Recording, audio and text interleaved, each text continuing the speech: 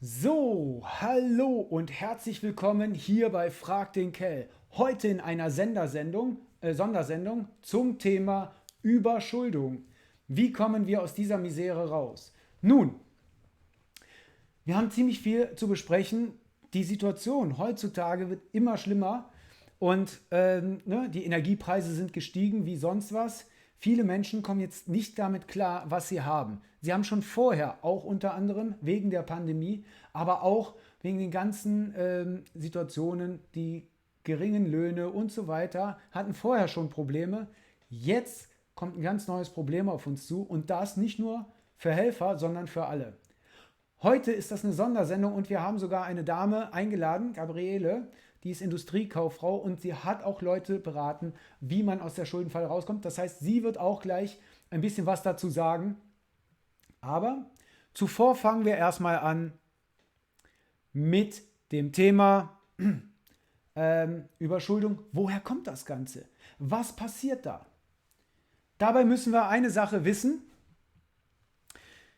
Das Thema Geld. Das Thema Geld ist ja bei uns Helfer ein besonderes Thema. Wir versuchen, das Geld loszuwerden. Warum versuchen wir es loszuwerden? Ganz einfach. Wir sagen, dass das Geld im Allgemeinen eben nicht gut für die Menschheit ist. Erstmal ganz pauschal und ganz einfach oberflächlich gesagt. Warum ist das nicht gut? Das ist eine Frage, die müssen wir auf jeden Fall beleuchten. Für die Leute, die mich noch nicht kennen, ich stelle mich mal ganz kurz vor. Ich bin Kell, ich bin der Initiator von Helfer und ich habe Wirtschaftsinformatik studiert. Ich habe mich mit dem Thema Geld über 25 Jahre auseinandergesetzt. Nicht nur im Studium, auch vor dem Studium und nach dem Studium. Ich habe am Anfang gedacht, wenn man genug Geld hat, hat man Sicherheit. Aber genau das ist eben nicht der Fall. Denn Geld ist darauf aus, gerade unser System, dass es eben nicht funktioniert. Was bedeutet Geld? Nun, wir können ein einfaches Spiel machen. Wir nehmen 10 Personen als Beispiel, einfach nur anfängermäßig. Und wir geben jedem eine neue Währung raus. Wir nennen das einfach mal die Währung Kell. So, jeder bekommt 10 Kell. Das ist das, was momentan oder so ist unsere Wirtschaft im Endeffekt entstanden. Diese 10 Kell, die jeder bekommt, die hat er bei mir als Schulden. Das heißt, bei 10 Leuten 10 Kell habe ich also 100 Kell, die ich dann später von den Leuten wieder zurückkriegen kann. Dann haben die Leute sich überlegt, ja, aber das ist doch eine Arbeit, die ich mache, also verzinse ich das Ganze. Damit wir es einfach machen, machen wir mal 10% Zinsen darauf. Das heißt, nach einem Jahr möchte ich 11 Kell zurückhaben. Wenn keiner von den Leuten anfängt zu tauschen oder ähnliches, ist jeder arm. Jeder. Da kann man auch nichts gegen tun. Wenn einer es schafft, zu tauschen und einen Mehrwert davon zu haben, dann hat einer, schafft es vielleicht die 11 Kell zusammenzukriegen oder vielleicht sogar 12 Kell, dann ist er der Reiche und alle anderen sind arm. Genau so funktioniert das momentan mit unserer Wirtschaft. Das Problem ist, dass es noch viel krasser ist, weil wir reden hier nicht von kleinen Beträgen wie von 10 Euro oder 20 Euro. Wir reden hier von Milliarden. Milliarden. Und jeder Cent, den ihr verdient, den nimmt dir jemand anders weg. Wenn ihr aber irgendjemanden einen Cent wegnehmt, dann hat er miese und dann kann er das sowieso nicht zurückzahlen, was er eigentlich hätte bezahlen müssen. Ja, wie können wir denn dann eine Wirtschaft aufbauen, wenn das Ganze genau so gemacht wird? Ganz einfach. Nicht ihr habt die Schulden momentan, sondern der Staat. Der Staat übernimmt einen Großteil der Schulden, beziehungsweise den Großteil der Schulden. Das heißt, damit Geld überhaupt im Umlauf ist, hat der Staat schon Schulden gemacht. Diese Schulden muss der Staat wieder zurückgeben mit Zinsen. Dann haben wir genau dieses Spiel, dass man immer mehr zurückzahlen muss, obwohl man es nicht kann. So, das ist erstmal relativ einfach. Wie schaffen wir es dann, dass wir so lange klarkommen mit dem Geld, was wir haben? Wir gucken uns mal an, wenn wir die Weltkarte angucken, gucken wir uns mal an, wer hat denn Geld und wer hat kein Geld. Meistens, und das ist das Problem, wer BWL studiert hat, der hat gelernt, mein Betrieb, was habe ich an Einnahmen, was habe ich an Ausgaben. Das ist aus der Ich-Perspektive, aus einem bestimmten Punkt. Super. Aber was ist, wenn ich jetzt VWL mache? VWL heißt Volkswirtschaft. Das heißt, wir nehmen ein ganzes Volk, also wir nehmen eine größere Anzahl an Menschen, mehrere Betriebe und. Was passiert da? Oder was passiert, wenn man die globale Ökonomie sieht? Was passiert da? Wie leben die Menschen da? Mit unserem System, was wir momentan haben, ist es genau das Gleiche. Es ist genau wie im kleinen Beispiel, wo ich erklärt habe, mit den 10 Kells, dass man die verteilt und dass man danach mehr haben will, passiert bei den Banken genauso. Das bedeutet, dass das Geld, was wir haben, dass das immer mehr sein muss, was wir zurückgeben. Und das geht nicht. Nochmal, gucken wir uns mal die Weltkarte an. Was ist mit Afrika? Natürlich nicht ganz Afrika und Afrika ist bitte nicht immer ein Land. Ja, wir reden über Afrika, als ob es ein Land wäre. Das ist kein Land, das ist ein Kontinent. Und jedes Land ist größer als Deutschland. Aber egal, fast jedes Land. So, aber egal. Aber was ist mit denen? Die nutzen wir momentan aus. Das waren früher Kolonien aus Deutschland, wo wir den Menschen gesagt haben, pass auf, da können Menschen drinnen leben. Die sind aber für uns, die arbeiten für uns und machen für uns. Diese Kolonisation haben wir aufgehört, haben sie aber weiterhin für uns arbeiten lassen, indem wir denen billig Löhne geben. Weil nichts anderes bedeutet das, was wir machen. Wir geben denen wenig Geld und wir ziehen aus denen viel, viel mehr raus. Das bedeutet, die leben in Armut, damit wir in Reichtum leben können. Jetzt ist das Problem des Zinseszins. Und einfach gesagt ist es folgendes. Wir müssen in derselben Zeit immer produktiver werden. Oder, wenn die Produktion gleich bleibt, das ist ein Logarithmus, yeah, Drosten wird sich freuen, endlich ist das Wort Logarithmus drin und er hat recht, ausnahmsweise. So, aber zurück zum Thema. Also, da ist ein Logarithmus drin. Was heißt ein Logarithmus? Logarithmus heißt, innerhalb einer Zeitspanne geht die Kurve immer steiler. Das heißt, während man am Anfang das Doppelte zahlt, ne, wenn man genug Zeiteinheiten später guckt, ist es irgendwann das Vierfache, das Achtfache, das 16-fache und so weiter. Diese Kurve steigt immer schneller an. Wie hoch oder wie schnell die ansteigt, kommt natürlich auf die Berechnung an. Ne, ich habe es jetzt versucht, erstmal einfach zu machen. Also, wir haben eine Berechnung und das ist immer schneller. Das heißt, wir müssen innerhalb einer kürzeren Periode immer mehr herstellen, immer produktiver werden. Oder die Perioden werden immer kleiner, damit die Produktion gleich bleibt. Das bedeutet aber, dass wir immer schneller arbeiten müssen.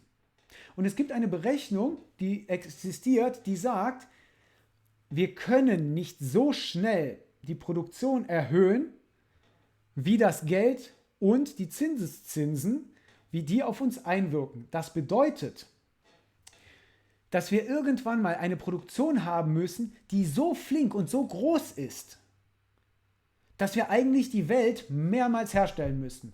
Und auch wenn wir das schaffen, ist der nächste Monat oder das nächste Jahr, müssen wir noch mal viel schneller machen. Und ab irgendwann mal weiß jeder, ab irgendwann mal ist ein Ende.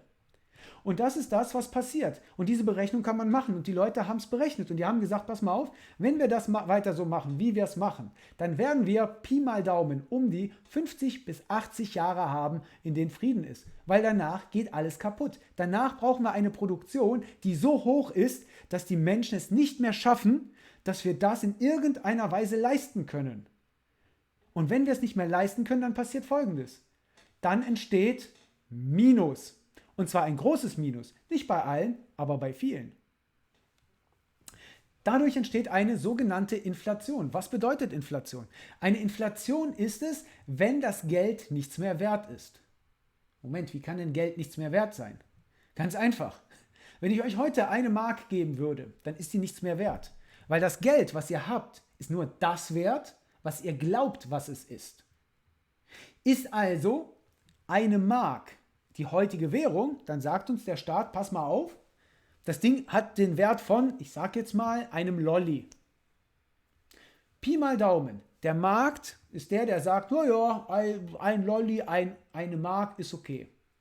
Jetzt kommt der Staat irgendwann hin und sagt, du, pass mal auf, diese Währung ist nichts mehr wert, wir haben jetzt Euro. Dann verliert diese Mark, verliert dann absolut den Wert. Jetzt gibt es ein paar Sammler, die sagen, pass mal auf, ich will das gerne haben, deswegen wird da noch ein Wert zugemessen und so weiter. Wir lassen mal diese Sachen erstmal weg. Wir kommen erstmal zu den Sachen, wie das, einfach bitte gesagt, funktioniert. Das bedeutet, Geld ist nur das wert, was ihr glaubt, was das Geld wert ist. Verliert ihr den Glauben an Wert, ist es nichts mehr wert. So, diese 2 Mechanismen, des Zinseszins und der Glaube an die Währung. Das sind die beiden Sachen, die euch dazu bringen, oder andersrum, die Realität momentan dazu bringen, die Gesellschaft dazu bringen, so zu handeln, wie sie handelt. Wir haben das Ganze ein bisschen nach hinten geschoben. Wir haben das Geld und wir haben das, was es wert ist, immer nach hinten geschoben. Wie haben wir das gemacht? Indem wir die Armut immer näher an uns rangelassen haben, aber bitte nie in uns rein, sondern, also landtechnisch, sondern immer näher an uns. Woran haben wir es gemerkt? Ich sage einfach nur Griechenland-Krise, ich sage einfach nur Spanien, Italien und so weiter, die ganzen Südländer. Die Armut war erstmal außerhalb von Europa. Aber die Armut wird irgendwann so groß und das ist wie ein Dominoeffekt. Wenn der eine nicht zahlen kann, dann muss der andere dafür blechen. Wenn er nicht blechen kann, wird er genauso arm. Das heißt, die Armut ist immer weiter zu uns gekommen. Immer weiter. Was haben wir dann gemacht? Die Deutsche Zentralbank, nicht die Deutsche Zentralbank, die Europäische Zentralbank ist hingegangen und hat getrickst. Sie hat Sachen rausgegeben, die man eigentlich hätte rausgeben dürfen. Warum hat sie es gemacht? Damit sie es künstlich am Leben hält. Künstlich am Leben erhalten heißt aber, dass einzelne Leute immer ein Minus davon haben. Das ist der Grund, warum sie in die roten Zahlen geraten sind. Weil wenn jemand nicht mehr zahlen kann, zum Beispiel Löhne, aber alles andere teurer wird, Inflation, dazu komme ich gleich, aber wenn einer nicht mehr zahlen kann, dann werden die Kosten höher. Wenn die Kosten höher werden und man dann nicht zahlen kann, kommt man ins Minus. Fällt danach eine komplette Sache weg, wie zum Beispiel das Unternehmen kann gar nichts mehr machen, verliert man seinen Job und damit rutscht man sofort in komplett die roten Zahlen. Jetzt kommt aber noch die Inflation mit ins Spiel. Wie funktioniert die Inflation? Die Inflation, habe ich gesagt, funktioniert, indem man das Vertrauen in das Geld verliert. Wie verliert man das Vertrauen in das Geld? Eine Sache ist zum Beispiel mit Großunternehmen. Es gibt sowas wie BlackRock und Co. Wenn BlackRock und Co. auch nur ansatzweise die Idee hat, dass Geld nichts mehr wert sein wird, dann werden sie versuchen, Sachen zu kaufen. Dieses Kaufen zeigt den anderen, uiuiui, hier stimmt was nicht. Die versuchen, das Geld, was sie haben, loszuwerden, damit sie Material haben. Wenn sie also anfangen zu kaufen, müssen wir auch kaufen, weil sie erwarten irgendwas. Jetzt kaufen wir auch. Wenn einer ein Grundstück kaufen will, bezahlt man den Preis, den man haben will und gut, man einigt sich. Wenn 100 Leute dasselbe Grundstück kaufen wollen, dann steigt der Preis, weil der Typ sagt, er ist verkauft, ich bin doch nicht blöd. Ich mache den größten Profit daraus, den ich haben kann. Das bedeutet, ich lasse den Wert steigen. Dadurch, dass ich den Wert steigen lasse, kann derjenige, der reicher ist, das Ganze bezahlen, der ärmer ist nicht. Und dadurch wird die Anzahl der Leute, die das Grundstück noch haben wollen, immer weniger. Bis es im Idealfall nur noch einer ist, der das Ganze bezahlen kann. Aber der Preis ist dann so hoch, dass auch nur der eine das zahlen kann. Und die anderen fallen weg. Das ist jetzt bitte ideal. Im Normalfall werden auf jeden Fall noch 5, 6, 10, 20 Leute da sein, die das haben wollen. Aber der Preis wird steigen. Und das habe ich gesehen in Ungarn und. Die Preise sind da stark gestiegen, weil da viele Leute hin wollten und sich ein Haus kaufen wollten. Was passiert jetzt? Dadurch, dass alles steigt, dadurch, dass die Kosten steigen, immer weiter steigen, dadurch wird auch alles teurer. Wird jetzt die Energie teurer, passiert Folgendes. Ihr müsst mehr zahlen. Ihr könnt nicht mehr zahlen, also müsst ihr entweder zurückgehen oder die Löhne müssen steigen. Jetzt werden die ersten Leute auf die Straße gehen und sagen, wir wollen mehr Lohn haben, wie zum Beispiel Beamte und Co. Oder die kriegen einfach so eine Lohnerhöhung. Eine Lohnerhöhung der Beamten würde aber bedeuten, dass die Preise ja noch mehr steigen können, weil die Beamten können sich ja mehr leisten, also weil die sich mehr leisten können, können die Preise auch steigen. Da geht es um Gewinnmaximierung. Dadurch, dass die Preise steigen, verliert das Geld an Wert. Das bedeutet, das Ding ist nicht mehr 1 Euro wert, sondern 10 Euro, 100 Euro, 1000 Euro. So funktioniert Inflation. Das in Kombination mit den Zinseszinsen ist eine Sache, die absolut unmenschlich ist. Wir leben jetzt momentan in einer Situation, wo genau dieser Umbruch passiert. Was passiert, wenn so eine starke Inflation kommt? Und das kommt nicht von mir, das kommt von allen Wirtschaftlern auf der ganzen Welt. Die haben schon immer gewarnt, passt mal auf, wir sind langsam am Ende dessen, was sollen wir machen? Dann kamen wir haben einen starken Markt, wir haben einen starken Euro, bla bla bla. Ja, aber das Ding ist negativ. Die reichen Leute, die haben genug Materialien, um sich zu schützen und die haben genug Werte, um mit dem Kopf über Wasser zu bleiben.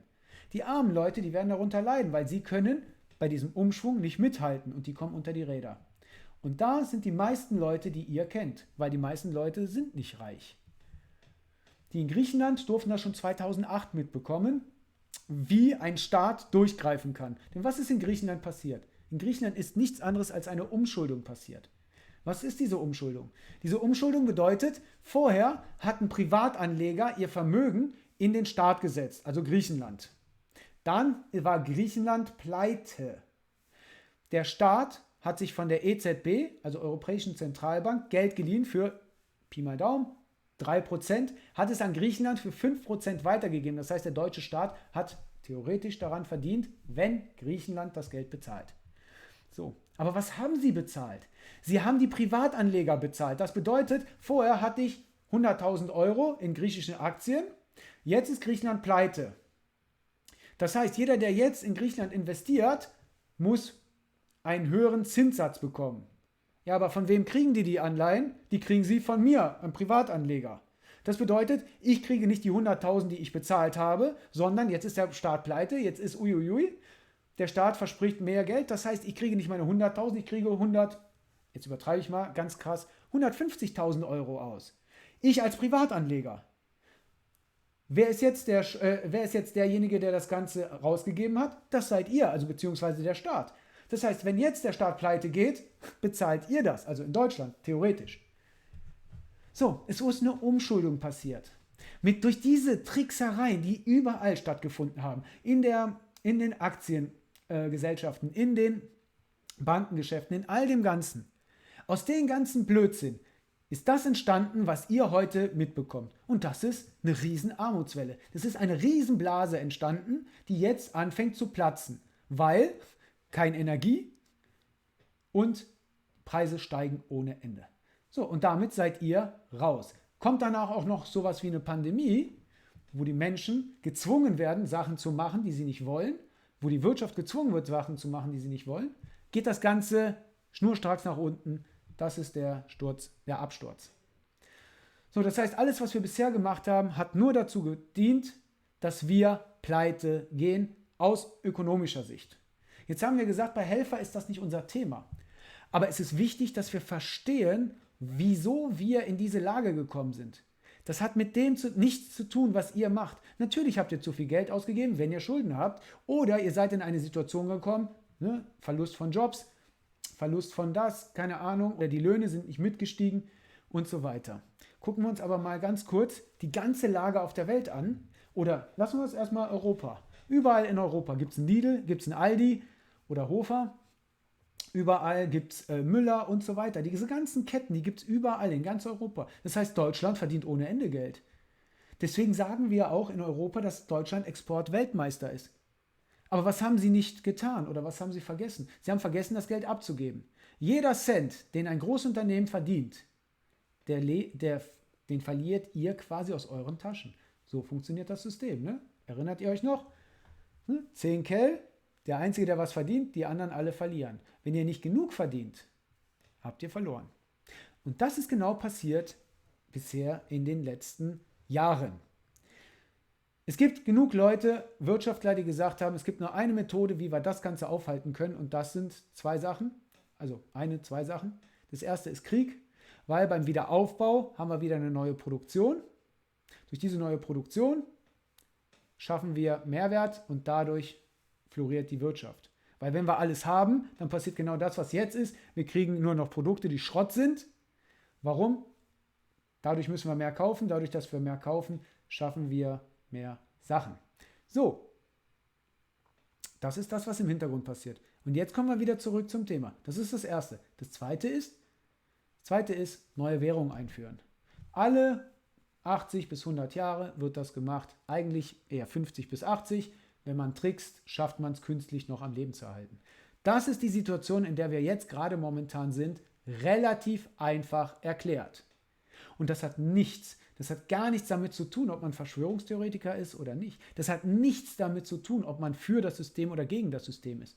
Das ist einfach nur eine Erklärung, was der Ist-Zustand ist, in bitte relativ einfachen Worten. Das Ganze ist natürlich noch komplizierter und so weiter, aber in relativ einfachen Worten ist es genau das, was momentan passiert. So, Wie kommen wir jetzt aus dem raus? Wenn wir jetzt verstanden haben, was das Ganze bedeutet, ist die Frage, wie kommen wir jetzt da raus? Und dazu habe ich einen Gast eingeladen, Gabriela, die jetzt etwas dazu sagen kann, was im Standardfall gemacht werden kann und so weiter. Aber ich übergebe das Wort gerne an Gabriela. Bitte sehr. Ja, danke schön. Also, Äh, Folgendes. Kai hat ja jetzt viel Theorie erzählt und aus der Vergangenheit und so, und das stimmt ja auch alles, aber es ist auch im Moment für mich noch ein brennender anderer Punkt, auf den ich lieber eingehen möchte. Und zwar Folgendes. Wenn wir von Schulden reden, dann steckt ja dieses Wort Schuld da drin. Dieses Wort ist für die meisten Menschen ja sehr negativ belegt, vor allen Dingen in den jetzigen Situationen, die wir haben. Solange wir unsere Raten bezahlen können und da in nichts reinkommen, gehen wir mit den Schulden relativ locker um. Ja? Aber dieses Wort triggert jetzt immens. Und deswegen aus dieser emotionalen Sicht heraus würde ich dieses Wort jedem mal zum Überdenken geben und ob er nicht ein anderes findet. Wir können ja auch sagen, wir sind da in einer wirtschaftlichen Verantwortung. So wie Kell auch gesagt hat, wir haben uns entschieden, bestimmte Dinge zu finanzieren, was auch immer das ist, hat jeder selber entschieden und ich habe da auch eine Verantwortung. Ja? In der Regel spüren die Menschen ganz arg diese Verantwortung und die ist sehr belastend, gar keine Frage. Und deswegen möchte ich, dass ihr mal überlegt, ob ihr für dieses Wort Schuld, Schulden eine andere Bezeichnung findet. Ein Beispiel möchte ich euch geben von meiner Schwester, was die seit Jahrzehnten macht. Die sagt, ich habe ein Tauschmittel. Ja, das ist ja das, worüber Helfer auch spricht. Wir tauschen, wir helfen. So, sie bekommt Gehalt und das ist ein Tauschmittel und mit diesem Tauschmittel kauft sie ihre Wohnung, wo sie Miete bezahlt, sie kauft ihre Lebensmittel und so weiter. Ja, also nur, dass man mal überlegt, ob man von diesem negativen Wort runterkommt. Diese ganzen Situationen machen unglaublich Stress und meine Erfahrung ist, ganz schwierig wird es, wenn ihr oder wir Menschen allgemein beginnen, unsere Post nicht mehr zu öffnen. Dann sind wir schon an einem Punkt angelangt, wo wir die ganze Situation nicht mehr ertragen. Ich weiß zum Beispiel aus dem Rems-Murr-Kreis, wo ich wohne, da sind die Schuldnerberatungen zusammengelegt worden, zentralisiert und jeder Bereich, ob Caritas oder Diakonie, die Stadt oder so, bieten ja Schuldnerberatungen an, aber ich weiß auch, dass es immense Wartezeiten hat. Was ich aus meiner Erfahrung sagen kann, ist, ihr müsst jemanden finden, der euch vertrauensvoll dort begleitet. Weil wenn ich diese Sachen versuche, alle mit mir selbst auszumachen, auch mit dieser emotionalen Belastung, die dabei ist, ja, dieses schlechte Gewissen, was wir haben, oder diese Wut auf eine Situation, weil wir unverschuldet da reingeraten sind, dann habe ich Schwierigkeiten, das abzuarbeiten. Aber wir müssen versuchen, unsere Emotionen aus diesem ganzen Thema rauszunehmen, um an unsere Zettel zu gehen, die zu sortieren und zu sagen, jetzt mache ich mir eine Liste. Viele Menschen haben überhaupt keinen Überblick mehr, wie viele Gläubiger sie haben, wo die ganzen Sachen herkommen und wie hoch die Summe tatsächlich ist. Weil manchmal stellt sich heraus, dass wir eine Vorstellung von einer Summe haben, weil wir es überschlagen und dabei ist es gar nicht so hoch, dass man in eine Insolvenz gehen muss. Und um dann später mit Gläubigern zu verhandeln, braucht jeder eine Aufstellung, der euch da behilflich ist. Ja? Was ich auch immer empfehle, ist, bevor es ins Inkasso geht, an den Schuldner gehen. An den Gläubiger gehen. Immer vorher, weil Inkasso wird unfassbar teuer. Und wir haben hier sicherlich noch mehr Menschen als jetzt hier gerade zuhören. Jetzt sind wir 20 Personen. Ich habe gedacht, hier sind 200, weil dieses Thema Schulden, gerade aus der Situation heraus, wie wir jetzt ja da reinschlittern, ist ja greifbar nah an jeder Ecke. Ja? Deswegen meine Empfehlung, bitte nehmt eine Person eures Vertrauens. Ihr müsst darüber reden. Macht das nicht mit euch alleine aus. Das ist fast nicht zu schaffen, außer man kommt aus so einer Situation wie ich, weil ich das ja schon auch beruflich begleitet habe. Aber selbst mich triggert ja dann eine Emotion, wenn da Forderungen von irgendwo kommen und ich sage, ey, Moment mal, das habe ich bezahlt. Ihr müsst einen Überblick haben über eure Ratenzahlungen, über eure Gläubiger, über die Summe, die echt da ist. Und ihr müsst es euch aufschreiben. Es geht nicht nur alles im Kopf, weil das ist das, was euch nicht schlafen lässt. Ja? Diese Angst davor, das nicht mehr zu bewältigen, da möchte ich euch nur so einen Hinweis geben. In dem Moment, wo ihr 5 oder 10 Euro an einen Gläubiger zahlt, kann der nichts machen, weil ihr die Bereitschaft habt, diese Schuld abzutragen. Wer überhaupt oder ganz wenig mit sich reden lässt, ist das Finanzamt. Aber selbst mit dem Finanzamt kann man noch verhandeln, ja. Aber es heißt ganz klar, ich muss da die Hosen runterlassen. Ich muss sagen, ey, entweder ihr nehmt das oder ihr kriegt gar nichts. Ja, dazu gehört viel Mut und dazu ist es manchmal günstig, jemanden noch an der Seite zu haben, der einen da ein bisschen bestärkt. Öffnet eure Post, guckt es euch an, geht nicht in die Panik und die Angst, bleibt einfach in der Zuversicht. Was kann passieren? Oberstes Gebot ist, Miete bezahlen, Strom bezahlen. Alles andere darf hinten anstehen. Die kriegen ihre 10 Euro und sollen gucken, wie sie das auf die Reihe kriegen. Die moralische Verpflichtung habt ihr eure Sachen bezahlen zu wollen. Aber wenn es halt nicht geht, geht es halt gerade nicht. Und ich möchte noch so einen anderen spirituellen Gedanken da reinbringen. Wir reden hier immer von einem virtuellen Geld. Der Kell wird es euch bestätigen, weil eigentlich gibt es Geld gar nicht. Ja, naja, mit dem Einsetzen des Bankensystems und dem Bezahlen mit der Karte sind wir in eine Situation gekommen, wo wir einfach zu viel ausgeben und es nicht haben. Ja, und was ist es dann? Das ist virtuelles Geld. Horcht euch doch mal in den Nachrichten an, was die da für Milliarden und Millionen rumschieben. Jetzt sollen die mal im Koffer da hinlegen. Das gibt's alles gar nicht. Also, egal wie das Leben läuft, einerseits ist es etwas, was meine Seele wohl lernen muss.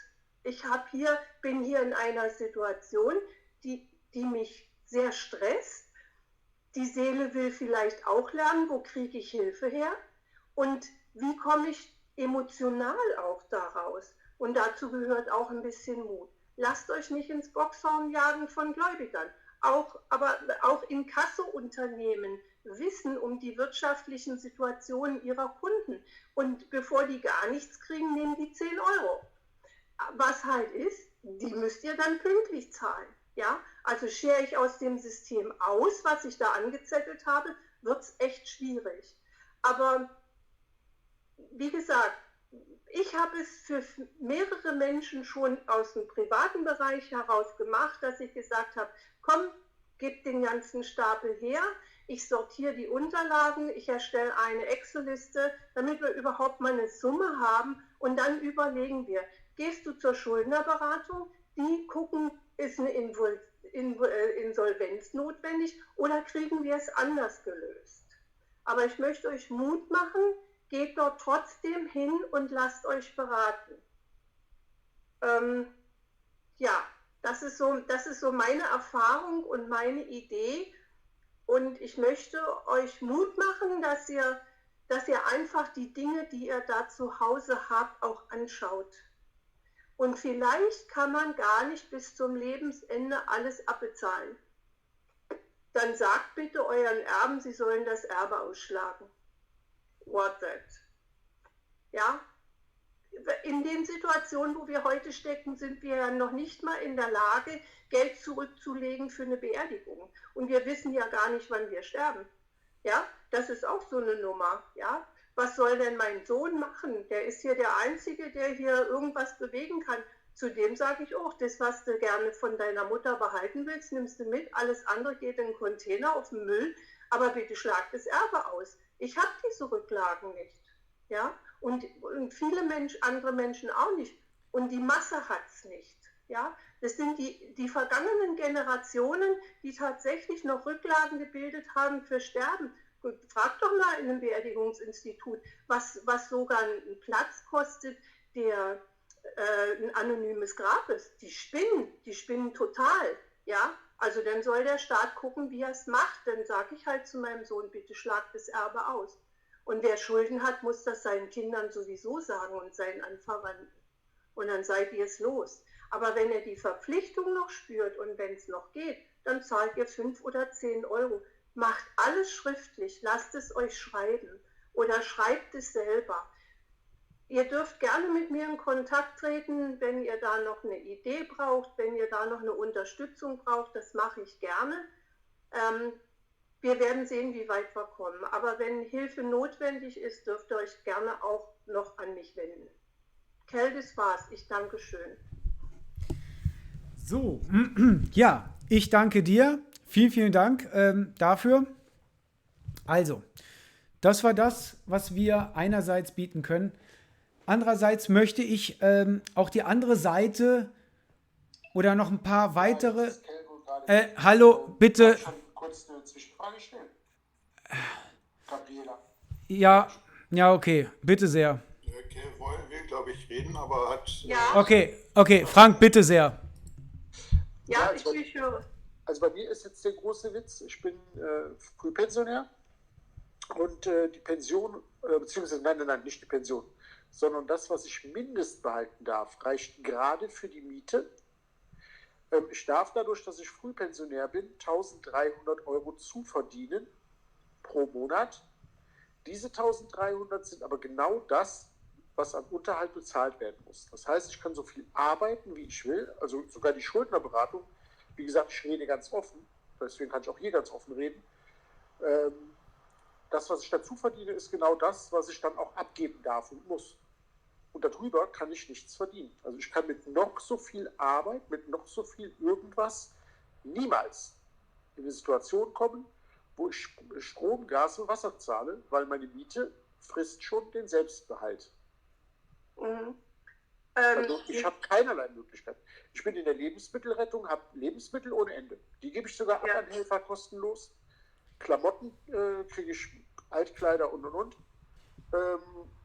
Gegenstände, eBay Kleinanzeigen zu verschenken, gucke ich immer, was man braucht, wenn ich was brauche. Also ich brauche so gesehen nichts. Ne? Ja, hast du, Frank, wenn ich mal unterbrechen darf, hast du noch was? Ja, Frank, wenn ich noch mal unterbrechen darf, hast du zusätzlich Wohngeld beantragt? Nee, das noch nicht.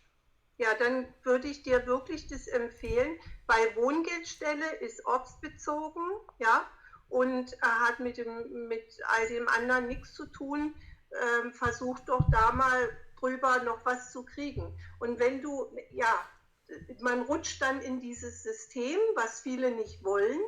Dennoch sage ich, wenn du jetzt noch Wohngeld beantragst, ja, und es gibt im Internet einen Wohngeldantrag zur Wahrung von Fristen, dann schau mal bitte da rein bei deiner Gemeinde, weil wenn du da in dem System drin bist, hast du unter Umständen nur dadurch, dass du Wohngeld beantragt hast, noch Zugriff auf andere Gelder. Die Diakonie, Caritas sind Institutionen, die in wirklich schwerer Not auch helfen. Ich habe es selber früher bekommen, wo mir eine Waschmaschine kaputt gegangen ist. Ich war alleinerziehend im Erziehungsurlaub. Die haben immer wieder Fonds, wo sie noch was ausschütten. Die kriegen Geld über Spenden. Und da musst du mal schauen, ob es da für dich noch eine Möglichkeit gibt. Ja gut, wie gesagt, bei mir ist es Gas und Strom und Wasser. Also, ne? Ja, und Frank, geh da mal bitte, monatliche Sache. ja, geh da mal bitte zur Stadt und du musst alles nachweisen. Du musst den Mietvertrag haben, du musst deine Einstufung für die neuen Kosten haben und du musst deine Einkommen offenlegen. Das ist aber alles scheißegal, die haben alles. Weißt, da brauchen wir uns nicht verstecken. Also wir sind schon jetzt so durchleuchtet, da brauchst du nichts mehr hinterm Berg halten. Hau denen das auf den Tisch und sag, hier ist meine Not und ich brauche Hilfe. Ja, Entschuldigung. Aber du solltest den Monat diesen Antrag noch stellen, um Anrecht auf weitere Zuschüsse zu haben. Also bei mir im Ort steht es auf der Webseite drauf, dass Zuschüsse gerade mit diesem Geld auch für Strom und Gas bezahlt werden, wenn man schon Wohngeld bekommt. Und dann ist die Zeit jetzt knapp. Wir haben den 7. heute, wir haben auch Weihnachten und Urlaub und Krankenstände. Da musste schnell sein. Ganz kurz, bevor wir auf die persönlichen Sachen machen, also wenn es jetzt eine allgemeine Frage wäre, hätte man sie jetzt beantworten können, aber jetzt ganz privat oder ganz auf Einzelfälle bezogen, das müssen wir dann gleich nochmal machen, weil ich wollte als allererstes, schon mal was Allgemeines sagen, Frank, und danach können wir das auch gerne hier mit den Zuschauern, können wir auf jeden Fall gerne auch nochmal besprechen, aber ich würde jetzt gerne nicht in das Einzelding rein, sondern erstmal Allgemeinlösungen haben. Was kann man allgemein machen, was für Konzepte oder was für Ideen gibt es, was wir machen können? Denn das, was du bisher gesagt hast, ist ein sehr, sehr schöner Ansatz. Ich hatte ganz am Anfang erklärt, wie das Geld und wie die Schulden zustande kommen und was passiert. Bitte, es gibt immer Sonderfälle, wo Menschen zum Beispiel spielsüchtig sind oder ähnliches oder auch kaufsüchtig sind. Die haben natürlich andere Gründe, warum sie jetzt Schulden haben.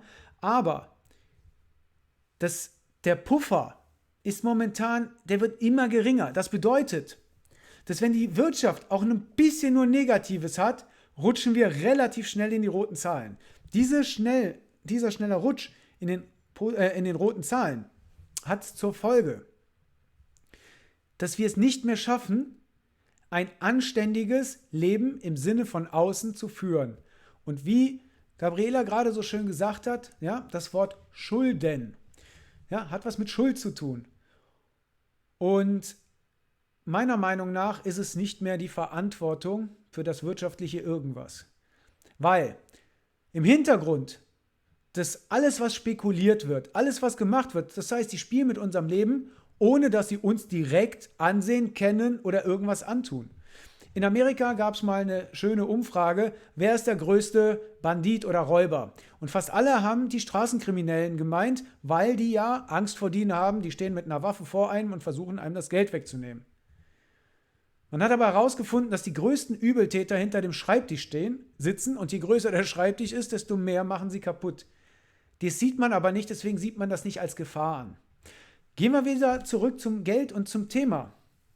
Also, einmal haben wir die Schuldensachen, so wie Gabriela das so schön gesagt hat, was man da machen kann. Das Problem ist, oder das Ding ist, wir müssen uns davon trennen, dass wir das wert sind, was wir in der Tasche haben. Das ist absolut ein Muss. Unsere Tasche hat nichts mit unserem Wert zu tun. Wenn man es ganz provokativ sagen will, ist es sogar genau das Gegenteil. Wir Menschen sind eigentlich so viel wert, wie es kein Geld auf dieser Erde gibt. Sowas sollte zumindest sein. Das gibt auch unser Grundgesetz her, wenn man es ganz richtig darlegen möchte, ne? Weil wir haben eine Würde und die ist da. Und die Würde kann man nicht bezahlen. Aber, und jetzt kommt's. Das Problem ist, dass wir, wenn wir für einen Lohn arbeiten, ich sage jetzt mal für 30 Euro, für 100 Euro die Stunde, ne, ist sogar sehr, sehr viel. Ja, die wenigsten verdienen über 100 Euro die Stunde.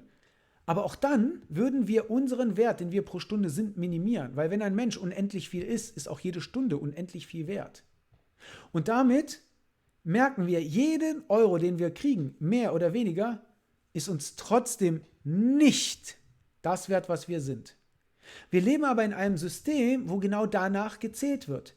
Das heißt, als allererstes müssen wir eine Sache machen. Wir müssen uns davon distanzieren, dass wir das wert sind, was wir haben. Das heißt, ob wir Schulden haben oder nicht, spielt erstmal keine Rolle. Sollte keine Rolle spielen. So, und das gilt erstmal nicht fürs Außen, das gilt für uns, für innen, für unser Wohlbefinden. Weil wir werden in eine Situation reinkommen, in der wir wirklich nicht rauskommen. Und das werden die meisten sein. Noch haben wir keinen Hunger, aber in Griechenland seit 2008 ist es hier so, dass die Leute ums Überleben teilweise wirklich kämpfen. Die haben hier einen Markt geschaffen, der nicht offiziell ist, weil sie ansonsten einfach nicht überlebt hätten. Das ist der Hintergrund. Aber gut, kommen wir wieder zurück zu unserem Thema. Was könnt ihr jetzt machen? Das heißt, wenn ein Apfel, und das hatten wir ja gesagt, auf einmal 5 Euro kostet, ein Apfel, nicht ein Kilo. So, wenn er 10 oder 100 Euro kostet, dann verliert das Geld an Wert. So, ihr, wenn eure Löhne nicht angepasst werden, egal ob ihr vom Staat, also Hartz IV bekommt oder nicht, dann werdet ihr euch das irgendwann nicht leisten können. Das heißt, ihr könnt euch nichts mehr zu essen leisten. Davor haben die meisten Leute Angst. Und da bieten wir jetzt schon eine Alternative an. Eine Alternative, wo wir sagen, okay, weißt du was? Das System hat mich kaputt gemacht. Und das muss man sagen, das System hat einen kaputt gemacht. Also machen wir Folgendes. Wir akzeptieren das System so, wie es ist. Wir versuchen alles dafür zu tun, was wir können, damit wir davon wegkommen. Jetzt kommt aber ein Aber. Wir lassen das nicht an uns ran. Die Menschen, die nicht mehr die Briefe öffnen können und. Was haben sie für ein Problem? Sie haben Angst. Es ist too much. Man hat immer nur negativ, negativ, negativ. Das ist das, was einen überhäuft. Das kann ich verstehen, das kenne ich auch. Entweder macht ihr das genauso, wie Gabriela das sagt, oder ihr versucht innerlich, euch einfach nur davon zu distanzieren und sagt, okay, guckt euch das an und sagt, das ist nicht von mir. Das ist das, was die anderen Leute wollen.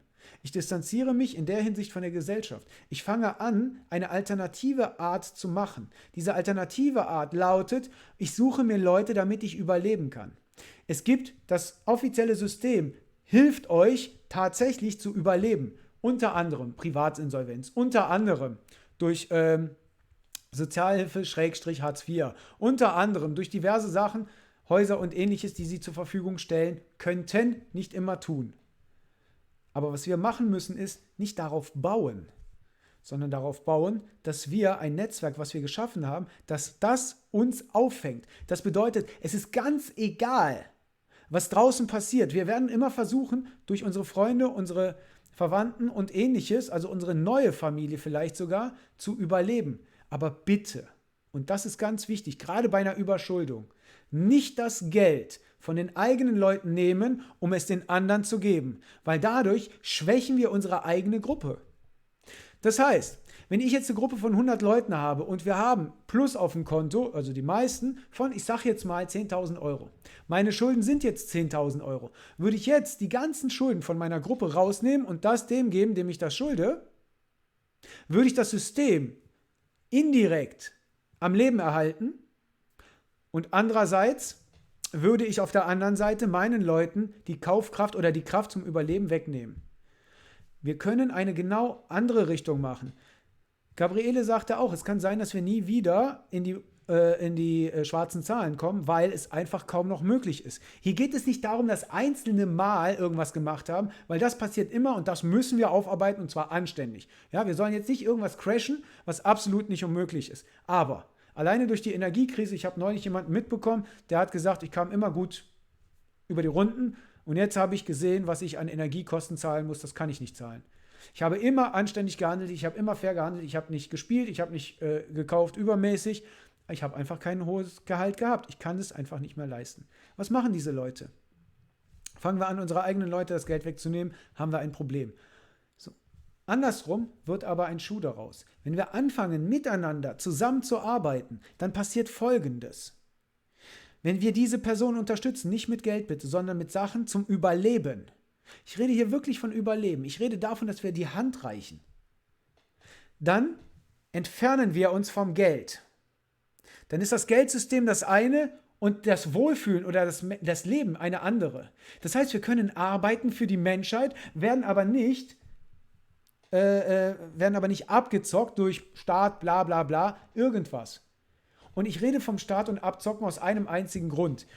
Der Staat baut Krankenhäuser, baut Kindergärten, baut und so weiter. Das ist positiv. Wir haben aber in den letzten 2,5 Jahren gesehen, dass sie mit dem Geld eben nicht das tun. Sie achten eben nicht darauf, dass sie den Menschen helfen, sondern sie haben Krankenhäuser verkauft, privatisiert und ähnliches. Das heißt, das Positive fällt weg. Was wir aber gesehen haben, ist, dass ohne Ende Milliarden von Steuergeldern für Waffen ausgegeben wurden und Leute, die man kaputt macht. Wir müssen also davon ausgehen, dass entweder die Leute wirtschaftlich absolute Niete sind oder dass sie das irgendwo aus irgendeinem Grund mit Absicht machen. Es ist mir egal, warum sie es machen. Das Ding ist, sie fahren momentan volle Kanne gegen die Wand und sie wollen ein neues Geldsystem auf den Weg bringen. Dieses neue Geldsystem, das ist das, worauf sie alles momentan setzen. Ganz konkret hat Lagarde gesagt, dass wir werden das Kryptogeld einführen und das Kryptogeld wird nicht anonym sein. Das bedeutet, wenn ich möchte, kann ich irgendjemanden von jetzt auf gleich alles wegnehmen, weil er eine politische Meinung hat, die ich nicht unterstütze. So, wir reden jetzt erstmal allgemein. So, was heißt das? Das heißt, ihr habt, auch wenn ihr auf Null kommt, auch wenn ihr ein Plus habt, sicher könnt ihr bei der Art von Geld und bei der Art von Dings, die wir bekommen werden, nicht sein. Wenn wir aber eine alternative Lösung haben, und diese alternative Lösung ist genau das, was wir die ganze Zeit schon propagieren, was wir seit über 2 Jahren trainieren. Wir bauen eine Infrastruktur auf, wo wir alles haben können. Wirklich alles. Essen, wir arbeiten mit Bauern zusammen, wir haben Essen, wir überleben, wir haben was zu essen. Trinken, wir brauchen Brunnen, wir brauchen Leute, die Wasser herstellen können und so weiter. Was brauchen wir noch? Wir brauchen ein Dach über dem Kopf. Wie kriegen wir das hin? Wo können wir Hütten bauen, Ähnliches bauen? Wie können wir das bauen? Können wir vielleicht mit anderen Leuten zusammenleben? Können wir eine Wohnung, ein Haus vielleicht als Verein oder als Stiftung irgendwie machen, dass wir da drinnen leben können, ohne dass es uns gehört, ohne dass man es uns wegnehmen kann? Haben wir eine Kommunikation, eine Mobilität? Haben wir Gesundheitsvorsorge gemacht und Energie? Das sind diese 7+1 Strategien, die wir anbieten. +1, den Spaß bitte nicht vergessen. Denn der Spaß ist das, was alles lebenswert macht. Wenn wir anfangen, wenn unsere Gruppen das anfangen, alles anzubieten, sodass wir das haben, dann sind wir sicher und dann ist das Geld ganz egal. Und wenn jemand nichts hat, was wollen die einem wegnehmen? Wenn jemand was hat, hat er immer Angst, dass man was wegnimmt. Die Angst davor, diese Briefe aufzumachen, ist, sie haben Angst, dass sie mir was wegnehmen. Wenn wir aber nichts mehr haben, können sie einem nichts wegnehmen. Jetzt kommt ihr natürlich an und sagt, ja, was passiert mit Gefängnis oder Ähnliches? Jetzt muss man wissen, dass ein Gefängnis Geld kostet und das nicht wenig. So, je mehr Leute in diese Falle kommen, desto mehr muss der Staat zahlen. Der Staat ist pleite. Der Staat ist schon lange pleite. Der war schon pleite, bevor Griechenland pleite war. Die waren alle pleite, die sind alle pleite. Ich habe das erklärt. Das mit dem Geld funktioniert so. Möchte ich euch jetzt dazu anstiften, dass ihr gegen das System seid und das System kaputt macht? Nein. Ich möchte euch zu einer Sache nur ermutigen. Versucht nicht, euren Wert, dem Geldwert nachzukommen oder dass ihr das annimmt, was es ist. Lasst das Geld egal sein. Sucht nach Alternativen. Denn die Überschuldung, das ist das, was kommen wird. Jeder, der eine mittelständische oder ein kleines Unternehmen hat, wird Probleme kriegen, auf kurz oder lang. Oder sie werden so groß sein, sie werden das so ausnutzen, dass sie wirklich Geld haben werden. Außerdem werden auch mittelständische Unternehmen oder Kleinunternehmen, wenn da jemand Gewinn macht, machen da nicht alle Gewinn, sondern einer, 2, 3, eine kleine Anzahl. Wenn ich immer nur wegnehme, dann werden sich die anderen Leute irgendwann darum streiten, was noch übrig ist. Dass ich das weggenommen habe, das sehen die meisten nicht. Das heißt, was machen wir ganz konkret? Was bieten wir an? Es gibt ein paar Leute, die gehen hin und sagen, pass mal auf, wir versuchen das rechtlich zu lösen. Es gibt Lücken im System. Es gibt Lücken im System, wo man sagt, nee, muss ich nicht zahlen, nee, möchte ich nicht zahlen, nee, mache ich nicht. So, gemeinhin haben die bestimmte Schimpfwörter, wie man sie bezeichnet. Ich möchte das Wort hier nicht erwähnen.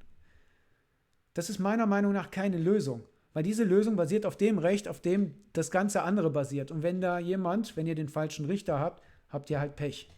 Habt ihr aber ein System, ein Netzwerk, was euch auffängt, dann ist das alles andere, inklusive Schuldnerberatung, die man machen kann, inklusive, dass man einen Job bekommt, den man bezahlt und Ähnliches macht und so weiter. Alles das ist möglich. Aber ihr werdet sehen, gerade wenn ihr länger und öfter in diesem System drin seid, also einmal in unserem System, einmal im anderen System, dann ist jegliches Geldsystem ist eigentlich nichts anderes als eine moderne Art der Sklavenhaltung. Weil ihr müsst etwas machen, ihr seid in der Schuld, etwas zu tun. Die Würde des Menschen und dass ihr ein menschenwürdiges Leben habt, nur weil ihr existiert, das existiert dann nicht mehr. Mit jeder Art von Geldsystem werden wir kaputt gemacht. So. Ich habe das Ganze analysiert. Ich habe das Ganze geguckt, wie es ist. Und es gibt kein Entkommen, außer man wird reich. Und man wird nur reich, indem man die anderen ausnutzt. Wenn wir uns also gegenseitig ausnutzen, dann werden wir genau da landen, wo wir jetzt sind. Damit werden aber andere Leute kaputt gemacht. Aus diesem Grund, was sind unsere Ideen? Unsere Ideen sind, lasst uns davon weggehen. Lasst uns wirklich mit erhobenen Händen hingehen. Es muss nicht gleich die Privatinsolvenz sein. Und das sage ich auch ganz klar. Wir sollen das nicht darauf anlegen, dass es geht. Aber wenn es nicht mehr anders geht, dann brauchen wir das Netz, was uns auffängt. Wo sind die Leute, die tatsächlich mit den Bauern zusammenarbeiten, um alternativ was zu essen zu bringen? Wo sind die Leute, die das Trinken besorgen? Wo sind die Leute, die einem das Dach über den Kopf bezahlen können, beziehungsweise zur Verfügung stellen können? Das sind alles Sachen, die wir brauchen. Je mehr wir werden, und wir werden immer mehr werden, weil das System wird zusammenbrechen. Und jede Veränderung eines Systems hat immer Opfer. Immer. Ihr könnt machen, was ihr wollt. Jede Veränderung hat Opfer. Jede. Es sind immer Leute, die nicht mitmachen können. Immer. Wenn wir aber, kommt sofort dran, wenn wir aber hingehen und sagen, okay, pass mal auf, wir schützen dich, wir bauen um diesen Sturm, um diese Veränderung, bauen wir etwas auf, was das Ganze träger macht, dann ist die Veränderung nicht so schnell, weil nur um die Geschwindigkeit geht es. Wenn wir die Veränderung langsam auf uns zukommen lassen, können sich viel mehr Leute darauf einstellen und können viel mehr Leute irgendwas dagegen tun. Das heißt, wir können uns darauf vorbereiten, zusammen daran zu arbeiten, dass wir eben nicht in diese Schuldenfalle kommen, aber auch nicht, und bei einigen wird es so sein, dass wir sie nicht rausholen können. Es gibt einige Leute, die sagen, okay, ich bringe mich dann um. Das gibt es. Den Menschen möchte ich sagen, ihr habt euren Wert, wenn es wegen dem Geld ist, ihr habt euren Wert an eurem Geld gemessen. Ihr seid aber viel mehr wert. Und viele kommen dann auf die Idee zu sagen, okay, pass mal auf, dann mache ich noch einmal die Sause und dann komme nach mir, was wolle. Wisst ihr, was die in dem Augenblick machen? Die trennen sich genau von diesem Ding. Die trennen sich von dem Wert, der auf dem Konto ist, mit dem Wert, was sie sind und sagen, okay, komm, ich mache einmal und dann könnt ihr mich mal. Wenn wir das schaffen, diesen Sprung zu wagen, und das ist ein Sprung, der ist gefährlich. Momentan ja. Wenn das Netzwerk nicht da ist, ist es gefährlich. Aber den Sprung müssen wir irgendwann mal machen. Jeder von uns. Weil die Leute uns das Geld aus der Tasche ziehen. Und sie werden das auch weiterhin machen. So, hier möchte jemand dringend sprechen. Ich biete auch hier die Plattform an. Bitte sehr. Einmal nochmal Gabriele. Also nicht noch einmal, vielleicht ja. nochmal. Ja, ich möchte mal dazu sagen, Kai, Wörtern, die du zum Beispiel auch benutzt, dass das den Menschen so Angst macht. Also diese Zeit, in der wir leben, darf man nicht vergessen, ist auch hochspannend und man kann sie auch mit Neugierde betrachten. Egal in welcher wirtschaftlichen Situation oder Notlage man sich befindet. Was wichtig ist, und das hast du gesagt, ich möchte es nur noch mal mit anderen Worten sagen, wir einzelne Personen haben als Kollektiv auch daran gewirkt, spirituell, dass wir diesen Entwicklungsschritt machen dürfen. Es ist auch sehr spannend und man kann es auch mit Neugierde betrachten.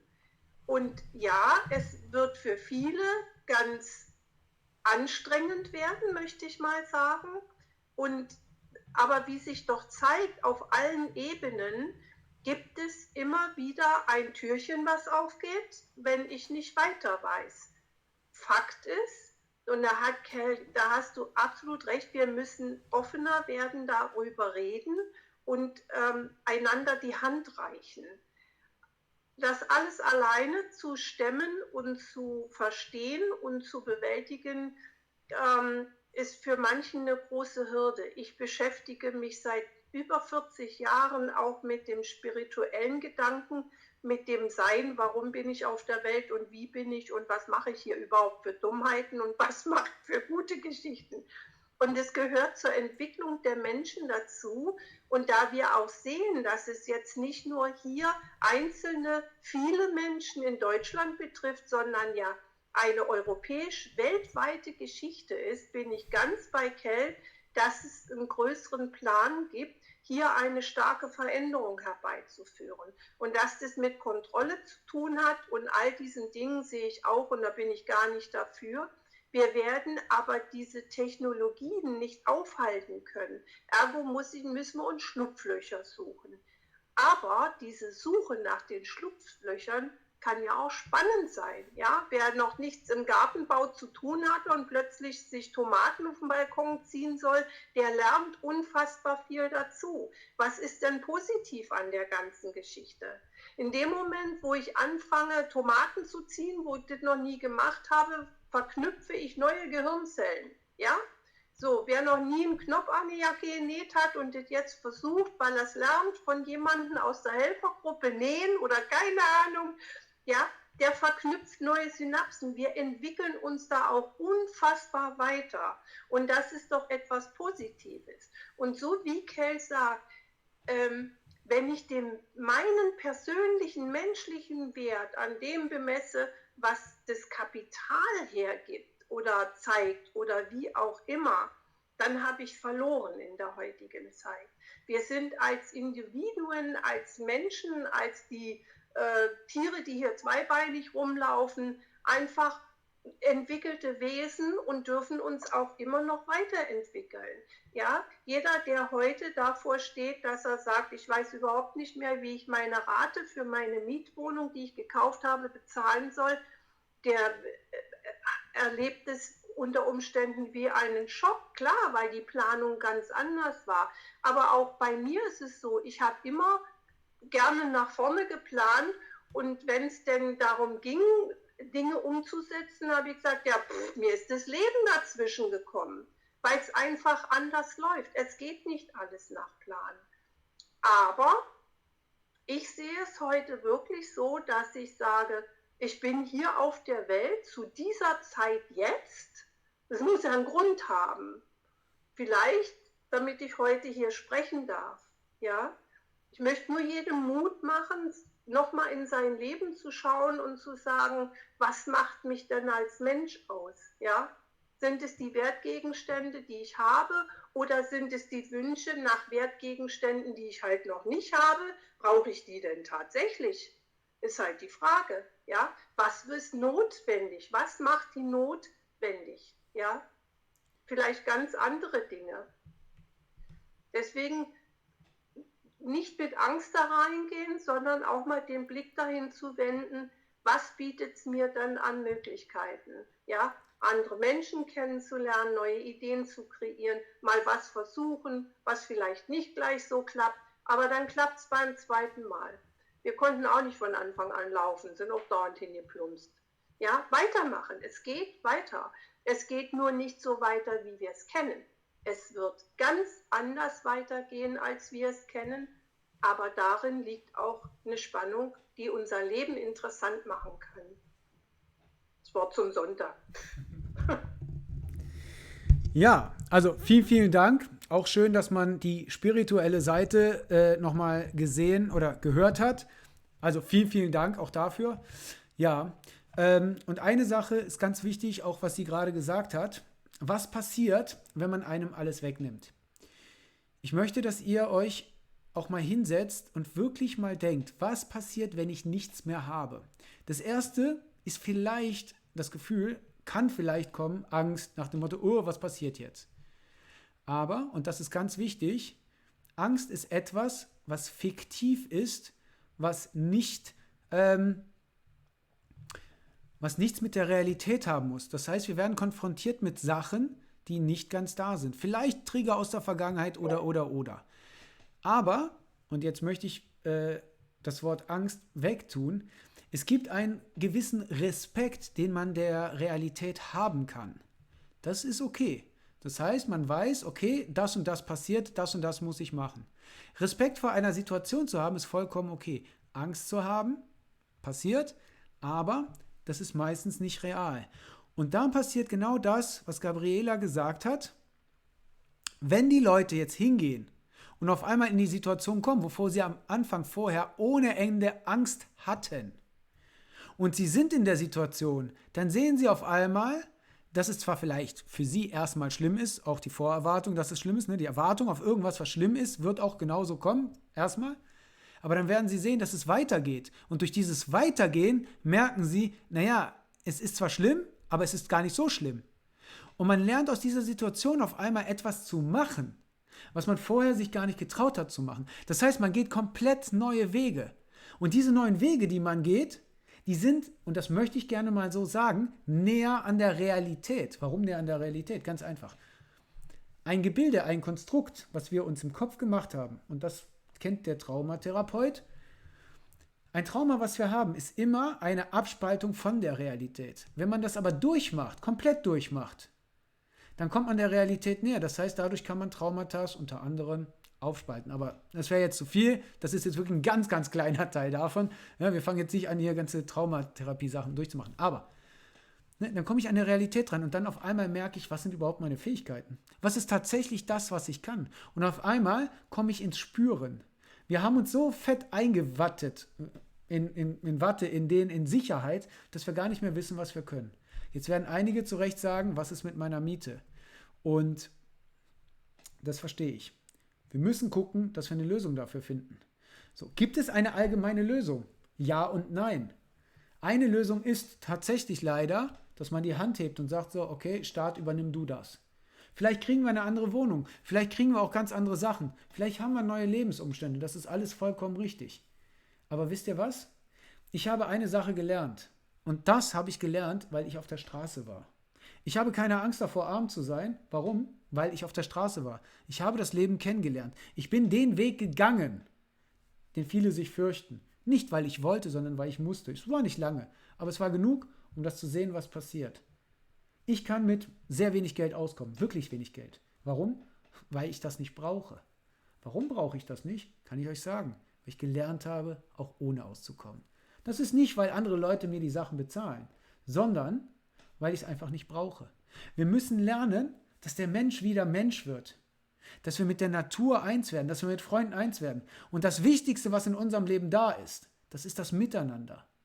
Viele sind gar nicht mehr in diese Richtung. Das kann man spirituell sehen, das kann man psychologisch sehen, das kann man egal wie sehen. Wir sind soziale Lebewesen und ich nehme jetzt absichtlich mal eher den Part ein, der Wissenschaft, also der nicht spirituellen, ne, der etwas irdischen, zumindest sprachtechnisch gesehen. Und wir werden sehen, dass es im Endeffekt genau das Gleiche ist, dass wir nur eine andere Sprache benutzen, aber dass wir mal ein bisschen Kontrast haben in dem Programm. Der Mensch ist ein soziales Lebewesen. Das heißt, wir brauchen einander. Die Gesellschaft hat sich entgegen dessen gemacht, was der Mensch ist. Wie kann ich also jetzt meine Bude bezahlen? Ganz einfach. Wir fragen genau die Leute nach Hilfe, die den Mist verbockt haben. Das ist der Staat, das sind die Konzerne, das sind die Leute, die sagen, okay, irgendwas ist. Wir können irgendwann hingehen und sagen, okay, Jungs, und dafür braucht man eine Distanz zu unserem System. Jungs, wir haben es alle verbockt. Was habt ihr für Lösungen? Ihr wollt, dass ich anständig lebe? Ihr wollt, dass ich anständig lebe und ich habe eine Würde und die möchte ich auch bitte ausleben. Und ich möchte, dass ihr mir einen Plan macht, wie kann ich leben innerhalb eures Systems, weil das ist euer System. Im Hintergrund habt ihr aber ein doppeltes Netz. Das heißt, im Hintergrund habt ihr uns. Im schlimmsten Fall müssen wir versuchen, euch in irgendeiner Weise aufzufangen. Aber bitte nicht, indem wir Geld bezahlen. Nicht, indem wir alles das, was wir haben, in die Mäuler stopfen, die eh schon zu viel haben. Weil an wen habt ihr die ganzen Schulden? Das sind die Schulden, die ihr habt bei denen, die sowieso schon zu viel haben. Und ab irgendwann mal wird die Domino so schnell umkippen, dass wir gar nicht mehr gucken können, was ist. Und ab da an fangen wir an, ganz neu zu denken. Ab da an fangen wir an zu denken, was brauche ich zum Leben? Essen, trinken. Ich brauche Wärme und Unterschlupf, Rückzug. Ich brauche ein bisschen Energie, um das zu machen, was ich mache. Muss jetzt nicht in Form von Elektronik sein, kann auch Wärme sein, ne, zum Kochen von Essen und ähnliches. Energie ist wichtig. So, Kommunikation. Ich muss mit meinen Leuten kommunizieren können. Wir müssen strategisch gucken, wie wir weiterkommen. Mobilität. Es muss sein, dass wir uns von A nach B bewegen. Das muss sein. Also müssen wir es irgendwie hinkriegen. Und Gesundheit. Es ist wichtig, dass wir Gesundheit hinkriegen. Plus, und das niemals vergessen, Spaß. Wenn ihr denkt, dass wir eine einzige Lösung haben, die es ist, wie komme ich aus den Schulden raus? Ganz ehrlich, die neue Währung wird kommen und damit wird alles neu gemischt werden. Aber eins kann ich euch sagen, wir werden verlieren, weil wir die Kleinen sind. Außer, wenn wir ein neues System hinkriegen, was wir wollen. Wenn wir darauf warten, was die anderen machen, dürft ihr euch nicht wundern, wenn die anderen bestimmen, dass ihr die Verlierer seid. Wenn wir die Regeln machen, können wir bestimmen, wie wir das machen. Zwischendurch müssen wir gucken und durch härtere Zeiten gehen. Aber jetzt wollte Gabriela noch was sagen. Bitte sehr. Echt? Wollte ich noch was sagen? hast Hast du die ein Hand- Anzeichen von mir gesehen? Ja, du hast die Hand oben gehabt. Nee. Na gut, dann Aber nochmal, aber trotzdem, Kell, nochmal. Ich denke, wir brauchen vor all diesen Situationen wirklich keine Angst haben. Es wird ganz anders werden und vielleicht auch ganz anders, als wir es uns bisher gedacht haben. Und ja, Zusammenhalt ist wichtig. Was wir aber auch bedenken müssen, da, wo unser Fokus ist, da geht unsere Energie hin. Wenn ich in die Angst gehe, wenn ich denke, oh Gott, ich verliere meine Wohnung, meine Unterkunft, dann wird es so kommen. Seid gewiss, ja? Also Fokus auf etwas Gutes. Wenn ich es auch noch nicht greifen kann, dann nimm es einfach und sag, egal was kommt, für mich wird gesorgt. Wer auch immer das ist, ja? Das kann jemand aus Helfer sein, der mir hilft, das kann aber auch ein Nachbar sein, das kann aber auch der Noch-Staat sein, weil das System werden wir so nicht aushebeln. Aber was ihr machen könnt, ihr könnt dieses System immer noch benutzen, um euch abzudecken, um euch in Sicherheit ein klein wenig zu bringen, um Kraft zu haben, was anderes parallel aufzubauen. Das geht nur, wenn ich aus der Angst rauskomme. Ich möchte euch wirklich ein bisschen die Angst nehmen. Wir werden bestimmte Prozesse, die die ganze Menschheit betreffen, nicht aufhalten können. Aber wir können mit einer Vision, so wie sie Kell hat und vorangeht, können wir die leben und eine andere Energie da reinbringen. Wenn ihr in eurer Angst behaftet bleibt, dann wird genau das kommen, wovor ihr Angst habt. Versucht doch mal, stellt euch in die Mitte eines Zimmers und dreht euch mal ganz bewusst um. Am besten nach links, weil nach links öffnen sich Schrauben, nach rechts gehen sie zu.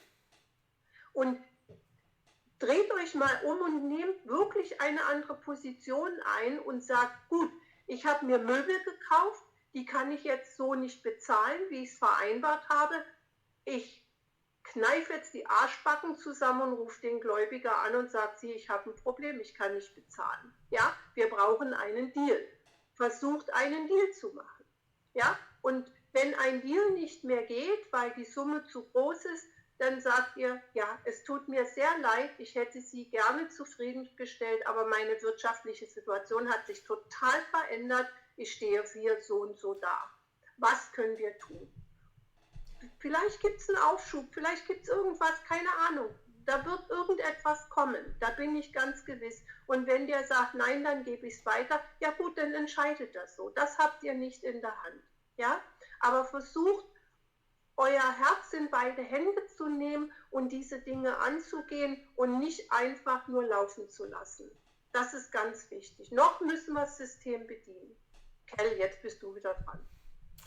Danke sehr. Also, mal sehen. So ist besser. Ja, so ist besser. So, also.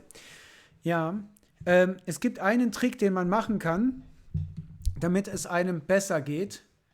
Und zwar, lasst das nicht mehr euer Problem sein, sondern lasst das Problem des anderen werden. Das ist das, was sie gesagt hat, mit anderen Worten. Was bedeutet das? Ganz einfach. Ein System, was gerade den Bach runtergeht, wird Opfer haben. Punkt. Das ist so. Aber nicht ihr müsst das Opfer sein, sondern Ihr bezahlt den Staat, ihr bezahlt Steuern dafür, dass sie dafür sorgen, dass es euch gut geht. Das bedeutet, lasst sie das Problem lösen, was ihr habt. Ganz einfach. Es ist nicht euer Problem. Solange ihr natürlich jetzt nicht mit Absicht irgendwie was kaputt gemacht habt oder ähnliches, ja, bitte. Aber es ist die Aufgabe des Staates, das zu machen. Und wenn der Staat das so möchte, dann muss er euch aus der Schusslinie holen. Weil er das ab irgendeinem Zeitpunkt nicht kann, müsst ihr aktiv werden. Lernt. Und das ist auch das, was wir immer sagen. Deswegen sagen wir auch in den Gruppen, bitte bewegt euch, bitte werdet aktiv, bitte macht was. Das ist jetzt Training, weil noch geht es euch gut. Wenn ihr das könnt, dann braucht ihr keine Angst mehr haben. Dann braucht ihr keine Angst haben. Ihr braucht es einfach nicht haben. Warum? Weil ihr könnt's. Das ist genau das, was ich gelernt habe auf der Straße. So, kommen wir wieder zurück zur Überschuldung. Was ist jetzt unser konkretes Ding? Was sagen wir? Ganz einfach.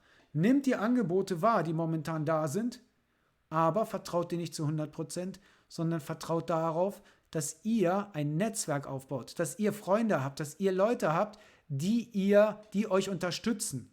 Geht niemals alleine dahin. Ein Großkonzern. Wenn jemand, zum Beispiel, ich sage jetzt mal Amazon, wenn die eine Tür von mir kaputt machen, so, ne, das ist der Postbote, ne, von Amazon, der arbeitet nur für die, der arbeitet nicht für die Post, sondern, ne, so, der macht mein Auto kaputt oder meine Tür kaputt von meinem Haus. So, wenn der das kaputt macht, dann ist nicht derjenige, der vor Gericht dann da sitzt und sagt, du, ich hab's kaputt gemacht, ich verteidige mich, sondern dann kriegt er vom Konzern einen super bezahlten Top-Typen, der dann da sitzt und für mich die Arbeit macht. Oder für den Boten. So, dieser Bote hat dann nichts mehr damit zu tun. Der Großkonzern macht genau das, was wir auch machen. Lasst uns ein Beispiel daran nehmen. Lasst uns das Ding kopieren. Wir haben ein Problem, wir schicken Profis dahin, die das lösen, die uns das Ganze wegnehmen und anderen Leuten auflasten. Aber eine Sache dürfen wir niemals machen. Wir dürfen uns nicht gegenseitig die Ressourcen und alles andere wegnehmen. Machen wir das, haben wir irgendwann keine Chance mehr und dann gehen wir kaputt. Lasst uns Vertrauen aufbauen, statt Vertrauen zu zerstören. Lasst uns miteinander arbeiten, statt gegeneinander zu arbeiten. Weil das ist das Einzige, was uns in jeder Katastrophe helfen wird. Und es gibt keine Katastrophe, wo das nicht funktioniert hat. Es ist egal, ob es eine wirtschaftliche Katastrophe ist, es ist egal, ob es eine Naturkatastrophe ist, es ist egal, ob irgendwas anderes. Uns muss eine Sache klar sein. Die Katastrophe, die jetzt auf uns zukommt, hat nichts mit der Natürlichkeit, mit der Welt zu tun, mit irgendwas. Jeder sagt, so ist das Leben. Falsch. Das ist eine gesellschaftliche Abmachung. Das Geld ist eine gesellschaftliche Abmachung. Das ist das mit dem Wert. Das ist das, was ich erklärt habe. Das Geld ist eine gesellschaftliche Konvention, wo wir sagen, das ist so. Wenn aber die gesellschaftliche Konvention darauf basiert, dass wir alle 50 bis 80 Jahre einen Weltkrieg machen, damit wir überhaupt anständig leben können, dass wir eine Pandemie raushauen und dass wir Menschen kaputt machen, damit wir leben können, dann stimmt mit unserer Vereinbarung innerhalb der Gesellschaft etwas nicht. Und wenn nur ein kleiner Teil von dem Ganzen profitiert, dann stimmt was an unserer Vereinbarung in der Gesellschaft nicht. Wenn wir anfangen, diesen Blick genau darauf zu tun, dann haben wir einen riesen Vorteil. Der Vorteil lautet, wir identifizieren uns nicht mehr damit. Und wenn wir das geschafft haben, dann sind wir schon mal 2 Schritte weiter. Dann sind wir raus aus der Angst und raus aus dem, es ist unser Problem.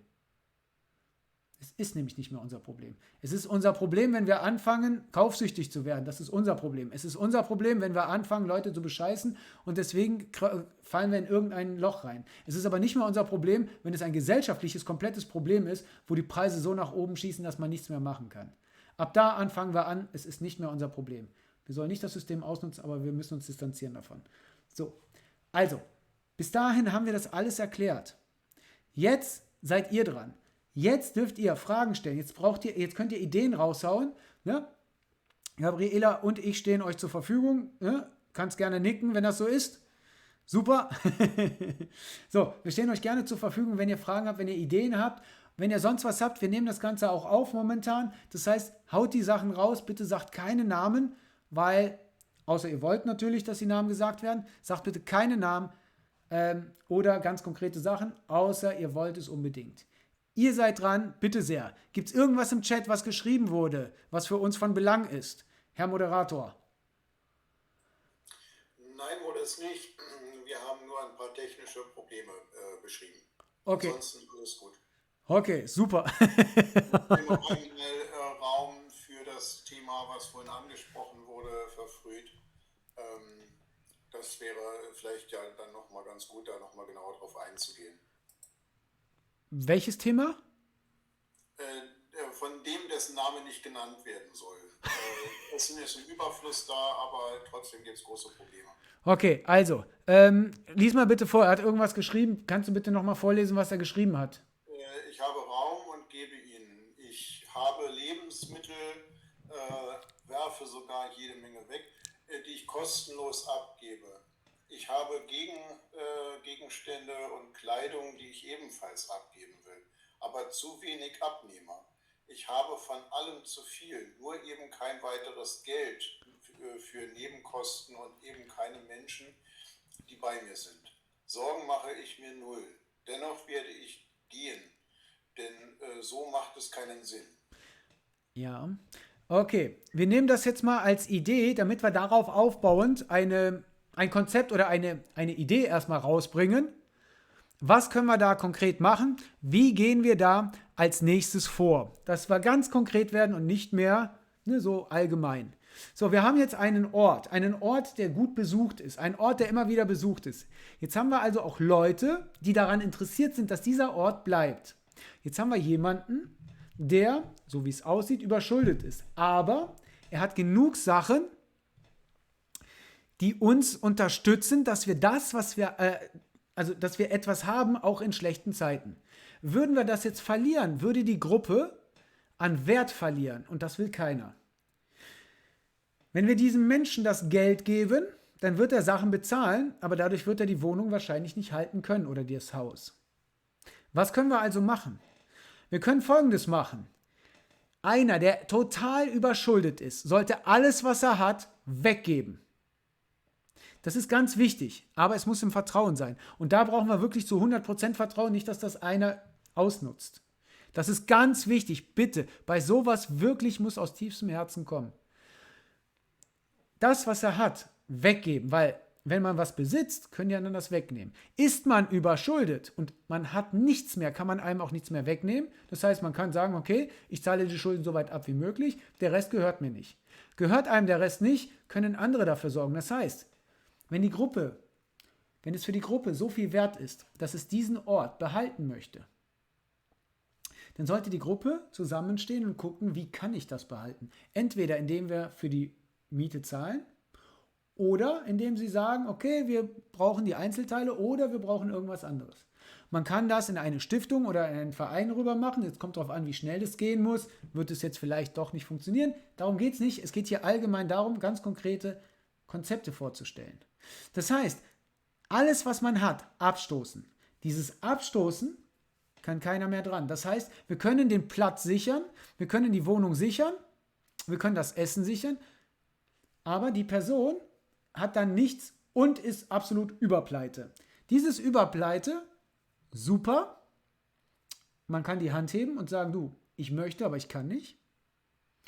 Und durch die Verbindung mit den anderen hat man einen Schlafplatz, man hat einen Schlafort. Nicht nur das, man hat vielleicht sogar einen Ort, wo man Sachen machen kann. Man kann zum Beispiel, diese Person arbeitet ja mit Essen, er hat ja zu viel zu essen, er kann das Essen vorbereiten, er kann den Leuten das Essen geben.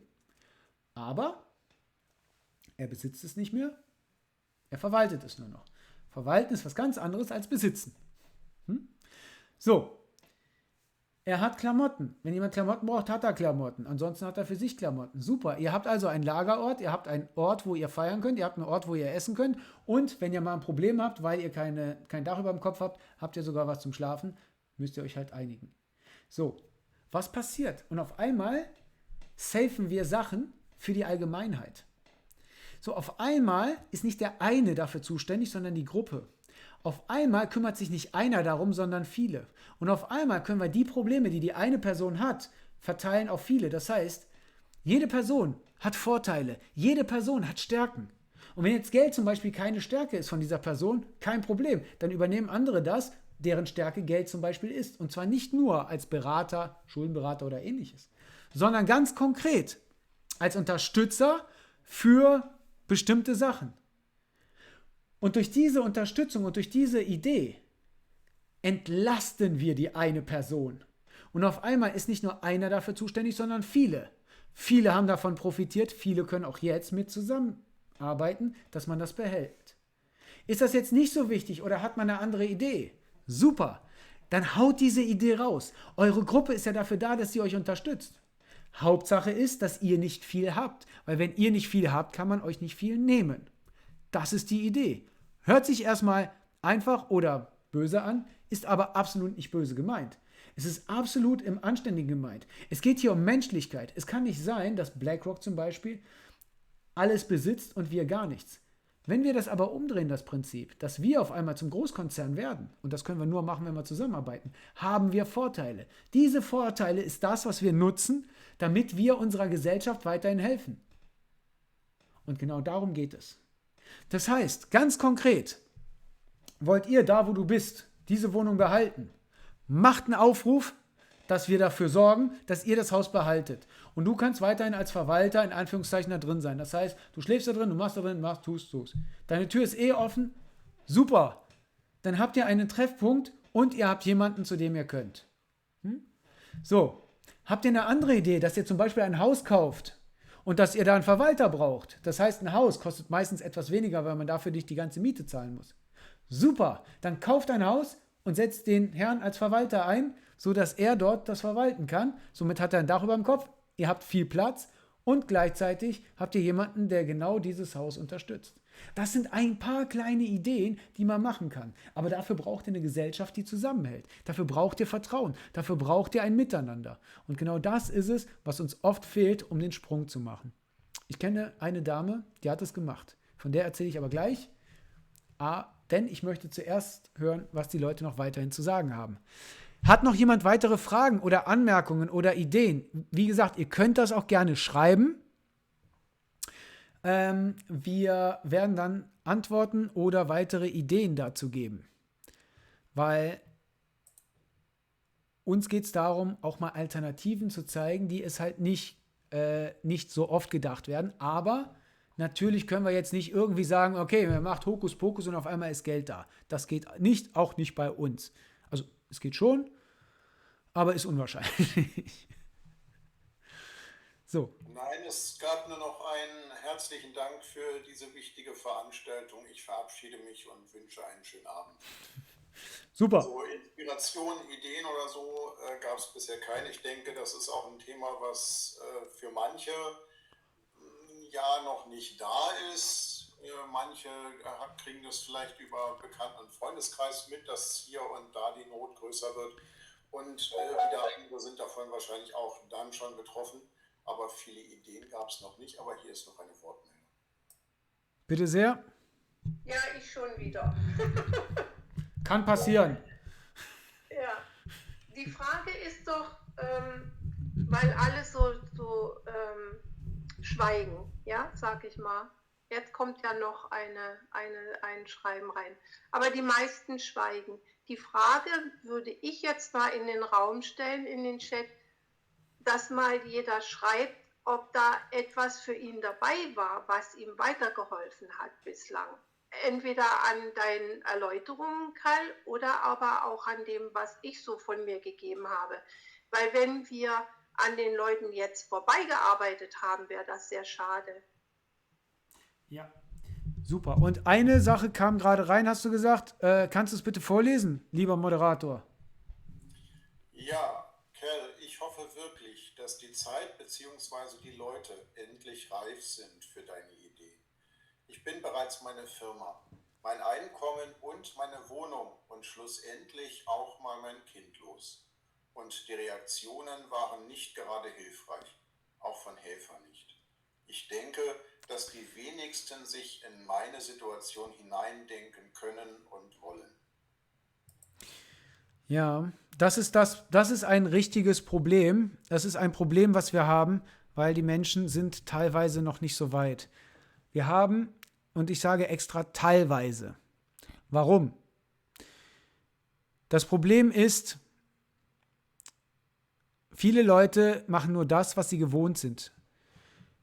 Es ist auch schwierig, ganz neue Wege zu gehen, wenn man sie nicht kennt. Wer es schon mal versucht hat, durch den Wald zu gehen, der wird immer diese Wege gehen, die da gemacht sind. Nur wenige verlassen die Wege und nur wenige werden durch den Dornbusch gehen, der da irgendwo wächst.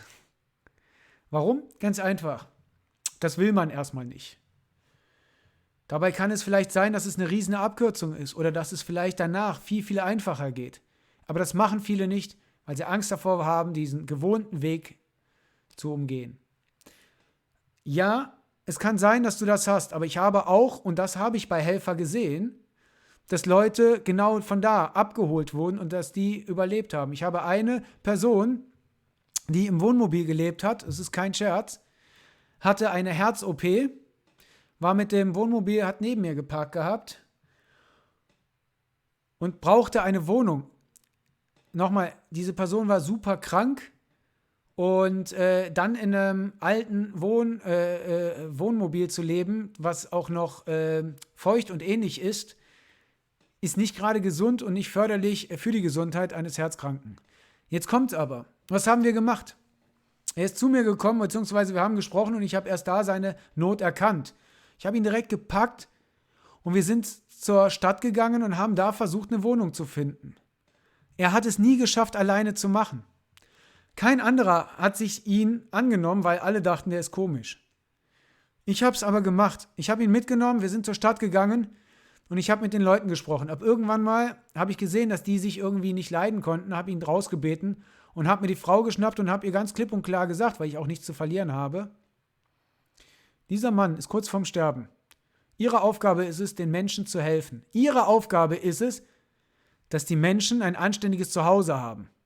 Wenn Sie also nicht dafür sorgen, dass einer, der herzkrank ist, dass er eine Wohnung kriegt, die trocken ist und er weiterhin im Wohnmobil bleiben muss, und es ist mir ganz egal, was Sie persönlich von ihm halten. Ihre Aufgabe ist es, solchen Menschen zu helfen. Wenn Sie also Ihren Hintern nicht bewegen, dann dürfen Sie sich irgendwann in Zukunft vorwerfen, dass er vielleicht gestorben ist, weil Sie nicht gehandelt haben. Nochmal, er ist todkrank, Herzleiden, immer noch teilweise.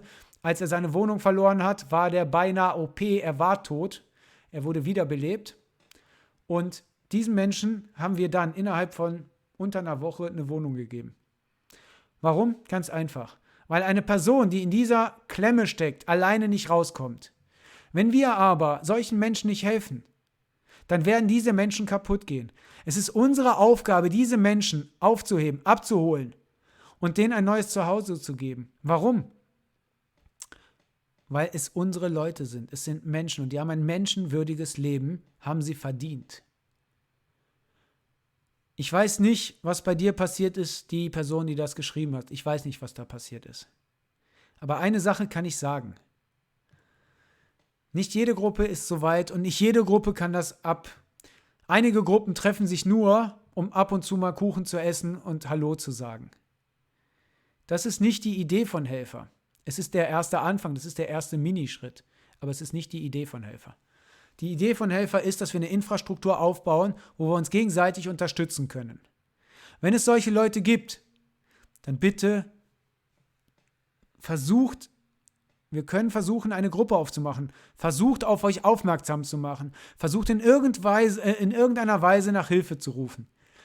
Und ich hoffe und ich weiß, dass es genug Leute gibt, die da helfen. Wir haben zum Beispiel jemanden, der in einem Kloster arbeitet. Er ist kein Priester oder irgendwas. Er hat nur ein Kloster und er lädt Leute ein, die nicht mehr weiter können, dass sie da hingehen und dass ihr darüber sprecht, wie wir weitermachen können im Leben. Und ja, wir arbeiten mit der Person gut zusammen. Wir können also auch helfen, wir können unterstützen und die gibt es auch. Nein, die gibt es nicht immer. Und das liegt nicht daran, dass wir es nicht wollen, sondern dass das Netzwerk noch in einigen Stellen schwach ist. Je stärker wir werden, desto besser können wir die Leute abholen. Wir können nicht alles. Aber wir können da sitzen, wir können miteinander reden und wir können, und das ist unsere Pflicht, den Menschen wieder abholen. Bitte nicht mit Geld. Nicht mit Geld. Da gibt es genug Leute, die das ausnutzen. Ausnutzen werden und ausnutzen. Deswegen lernt euch kennen. Kennen ist wirklich wichtig. Vertrauen ist wichtig, weil wenn ich nicht vertraue, es gibt genug Leute, die sagen, okay, hilf mir, dann hilft man dem und dann sieht man, dass das Geld für Drogen ausgegeben wird, für Spielsucht, für das, für verschiedene Sachen. Und das entzieht der ganzen Gruppe die Kraft. Auf Teufel komm raus, irgendwas zu machen, ist schwierig. Deswegen brauchen wir Vertrauen. Vertrauen ist absolut wichtig. Deswegen ist es wichtig, dass ihr Gruppen habt, die euch kennen. Das heißt, wenn ihr eine Gruppe habt, die euch noch nicht kennt, bitte kennenlernen. Bitte jetzt nicht direkt auf den nächsten stürzen und sagen, ja, komm, ich helfe. Weil das wird genauso schief gehen, wie als wenn man nicht hilft. Erst kennenlernen, Step by Step. Reicht den Leuten ein bisschen die Hand und guckt nach, ob es funktioniert. Vertraut eurem Gefühl, arbeitet miteinander und lasst uns darauf aufbauen, dass nicht nur wir die Person aufrechterhalten, sondern auch der Staat. Der Staat hat immerhin den ganzen Blödsinn verzapft, der momentan da ist. Nicht alles, aber genug. Also kann er auch die Verantwortung darüber übernehmen, das Ganze auch wieder gerade zu biegen. Wir werden unsere Verantwortung übernehmen, und zwar die Sozialverantwortung, dass die Menschen anständig behandelt werden und dass wir einen Weg finden, wie wir das Ganze umsetzen. So, das dazu. Da gab es jetzt noch eine Meldung zwischendurch. Also der Mensch schrieb dann noch ergänzend gute Ideen der Theorie, ich rede mir den Mund fusselig, dass wir unsere eigenen Strukturen brauchen. Kuhaugenblicke und nichts. Das, was du schon sagtest, dass es für manche eben einfach noch ganz weit weg ist. Eine andere Wortmeldung noch zu dem Thema Haus und Ernährung. Ich habe das heute geklärt. Das Haus ist safe, man kann es mir nicht nehmen. Strom, Gas, Wasser kann man höchstens abschalten.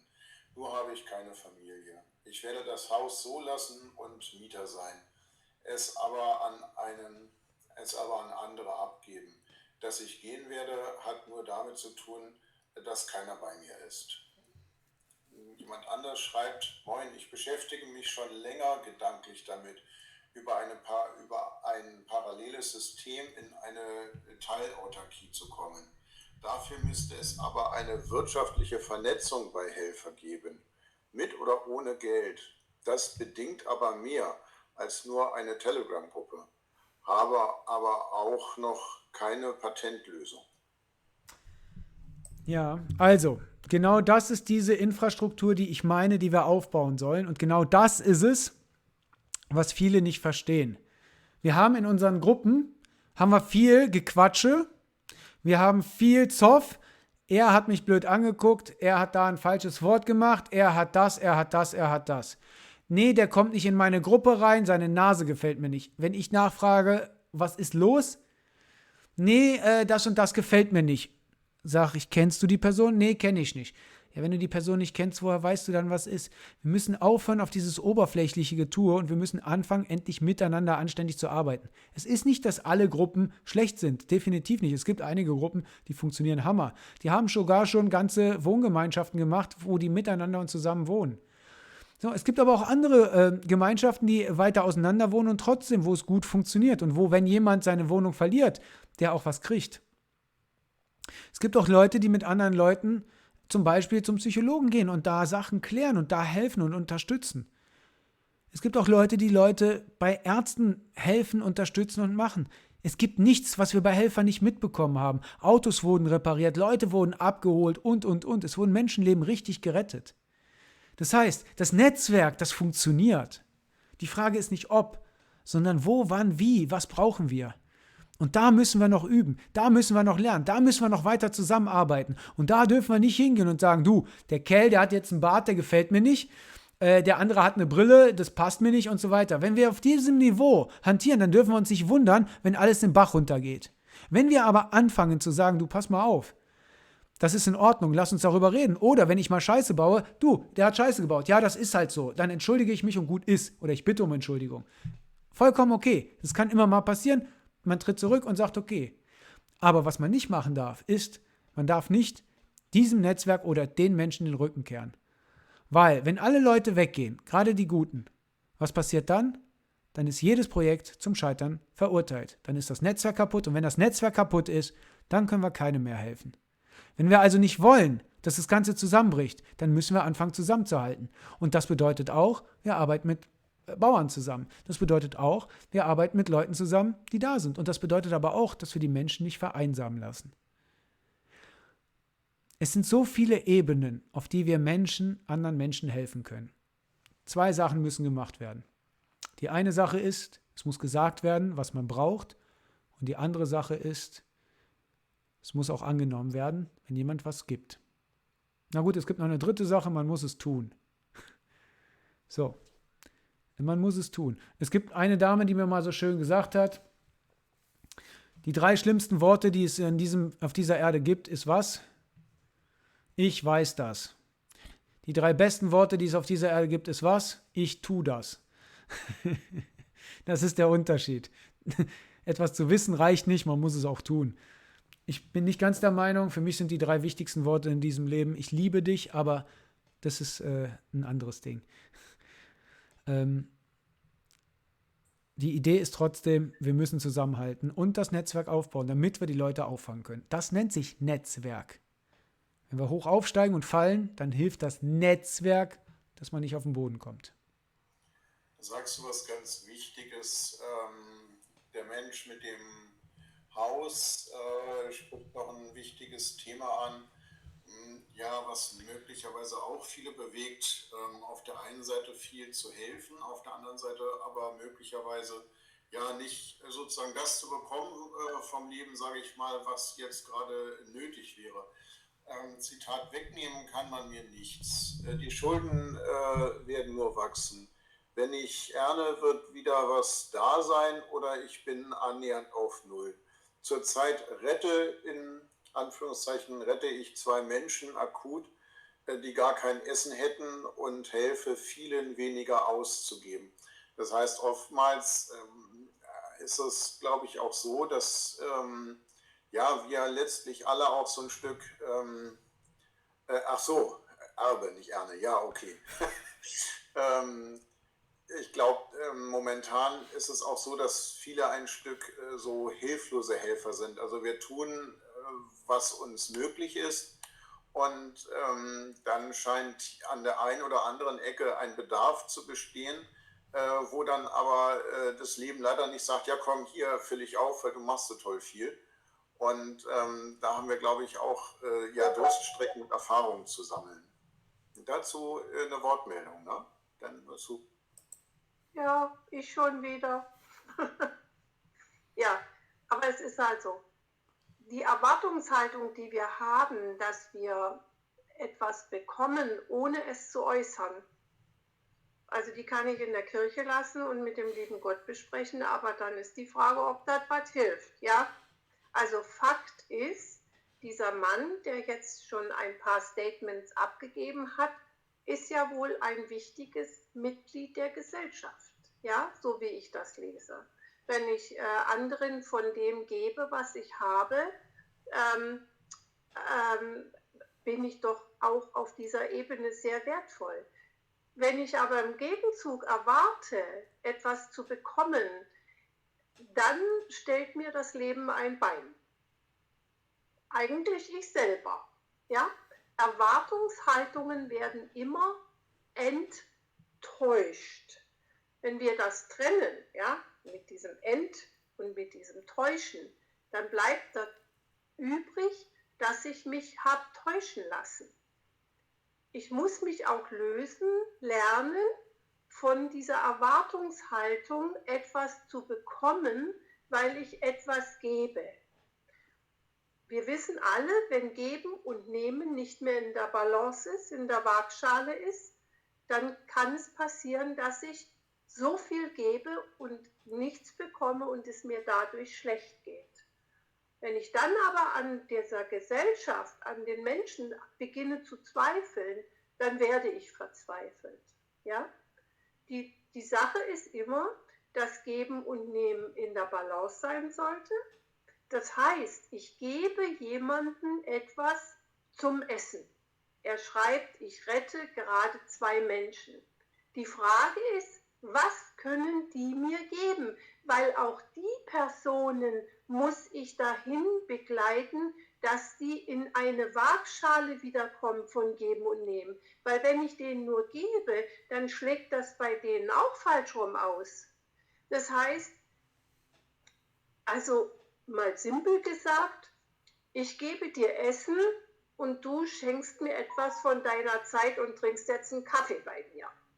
Und wir quatschen über die Dinge des Lebens, über das Universum, über das Geld, was es eigentlich gar nicht wirklich gibt, über schöne Dinge im Leben, weil gerade ist es kalt, aber es regnet nicht.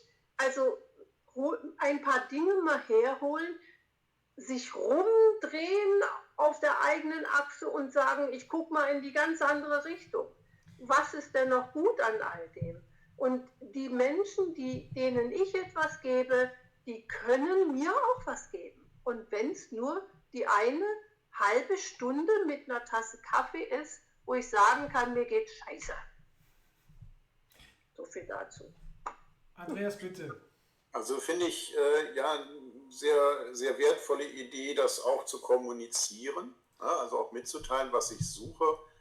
Wobei unsere Idee und das Konzept von Helfer in dahingehend eben auch ein bisschen weiter gefasst ist, dass es eben über den Tausch hinausgeht. Also du gibst mir Essen und ich höre dir deshalb zu, sondern der Gedanke war eben sozusagen noch weiter gefasst, dass du brauchst was zu essen und bekommst das auch und ich muss aber das, was ich brauche, jetzt nicht von dir bekommen. So, ne? Sondern irgendjemand anders. So, ne? Aber das ist natürlich auch durchaus eine legitime Idee, weil irgendwie muss ich ja an das Essen kommen. Es sei denn, derjenige kann so gut werfen und ich kann so gut fangen und dann klappt das. Ansonsten muss ich irgendwie zu demjenigen hin oder er zu mir und dann könnte man theoretisch tatsächlich auch irgendwie sich austauschen oder dann auch zu neuen Lösungen kommen.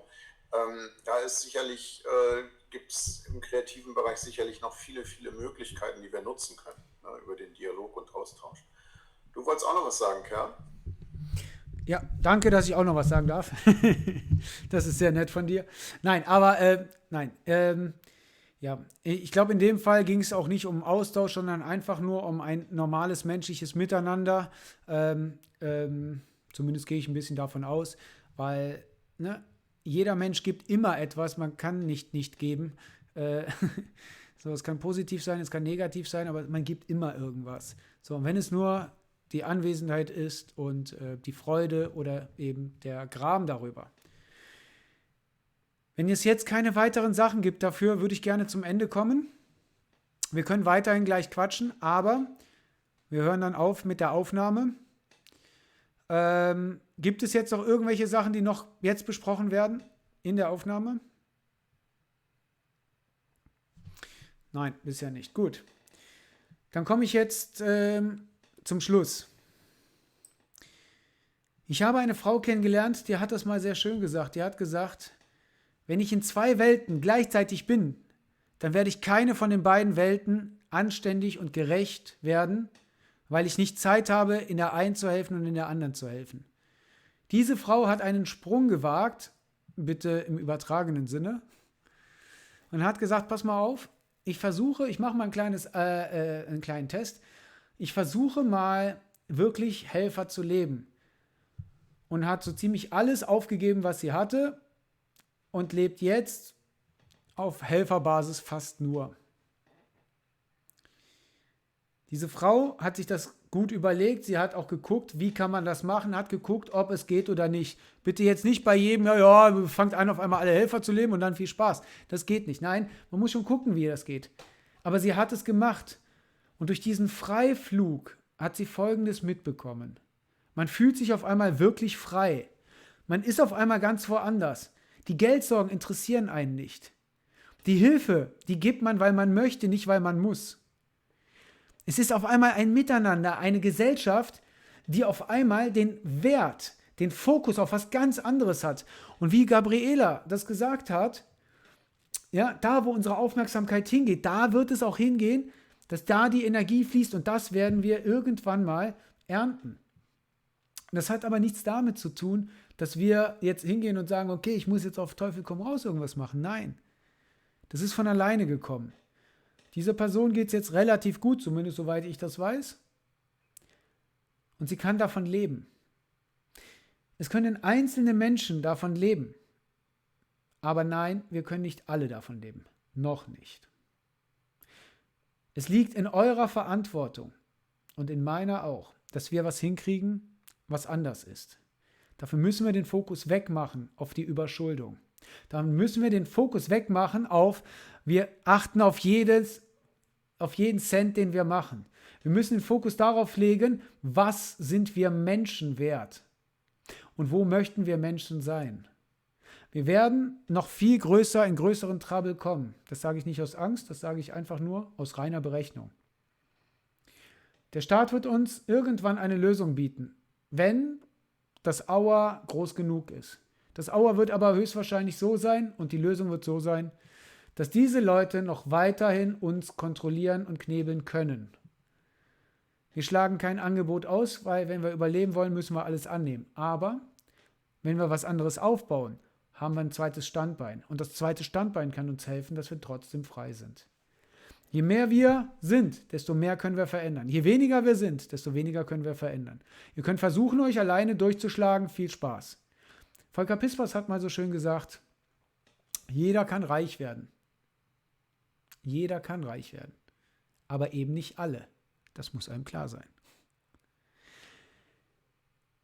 Ein anderer hat gesagt, das war ein indianischer Häuptling, hat irgendwann mal gesagt, erst wenn der letzte Baum gerodet wird, werdet ihr sehen, dass man Geld nicht essen kann. Dasselbe hat er mit Flüssen gesagt und. Wenn wir nicht anfangen, dem Geld nicht mehr zu vertrauen, wenn wir anfangen, uns Menschen zu vertrauen gegenseitig und wenn wir uns das Vertrauen, was wir bekommen, auch einhalten, aber bitte mit realistischen Vorstellungen, nicht mit irgendwelchen Sachen, die nicht möglich sind. Ne? Man muss aufeinander zugehen und man muss immer aufeinander zugehen. Erst dann werden wir es schaffen, was anderes aufzubauen. Momentan ist Helfer versus Kapitalismus, obwohl wir nicht versus sind.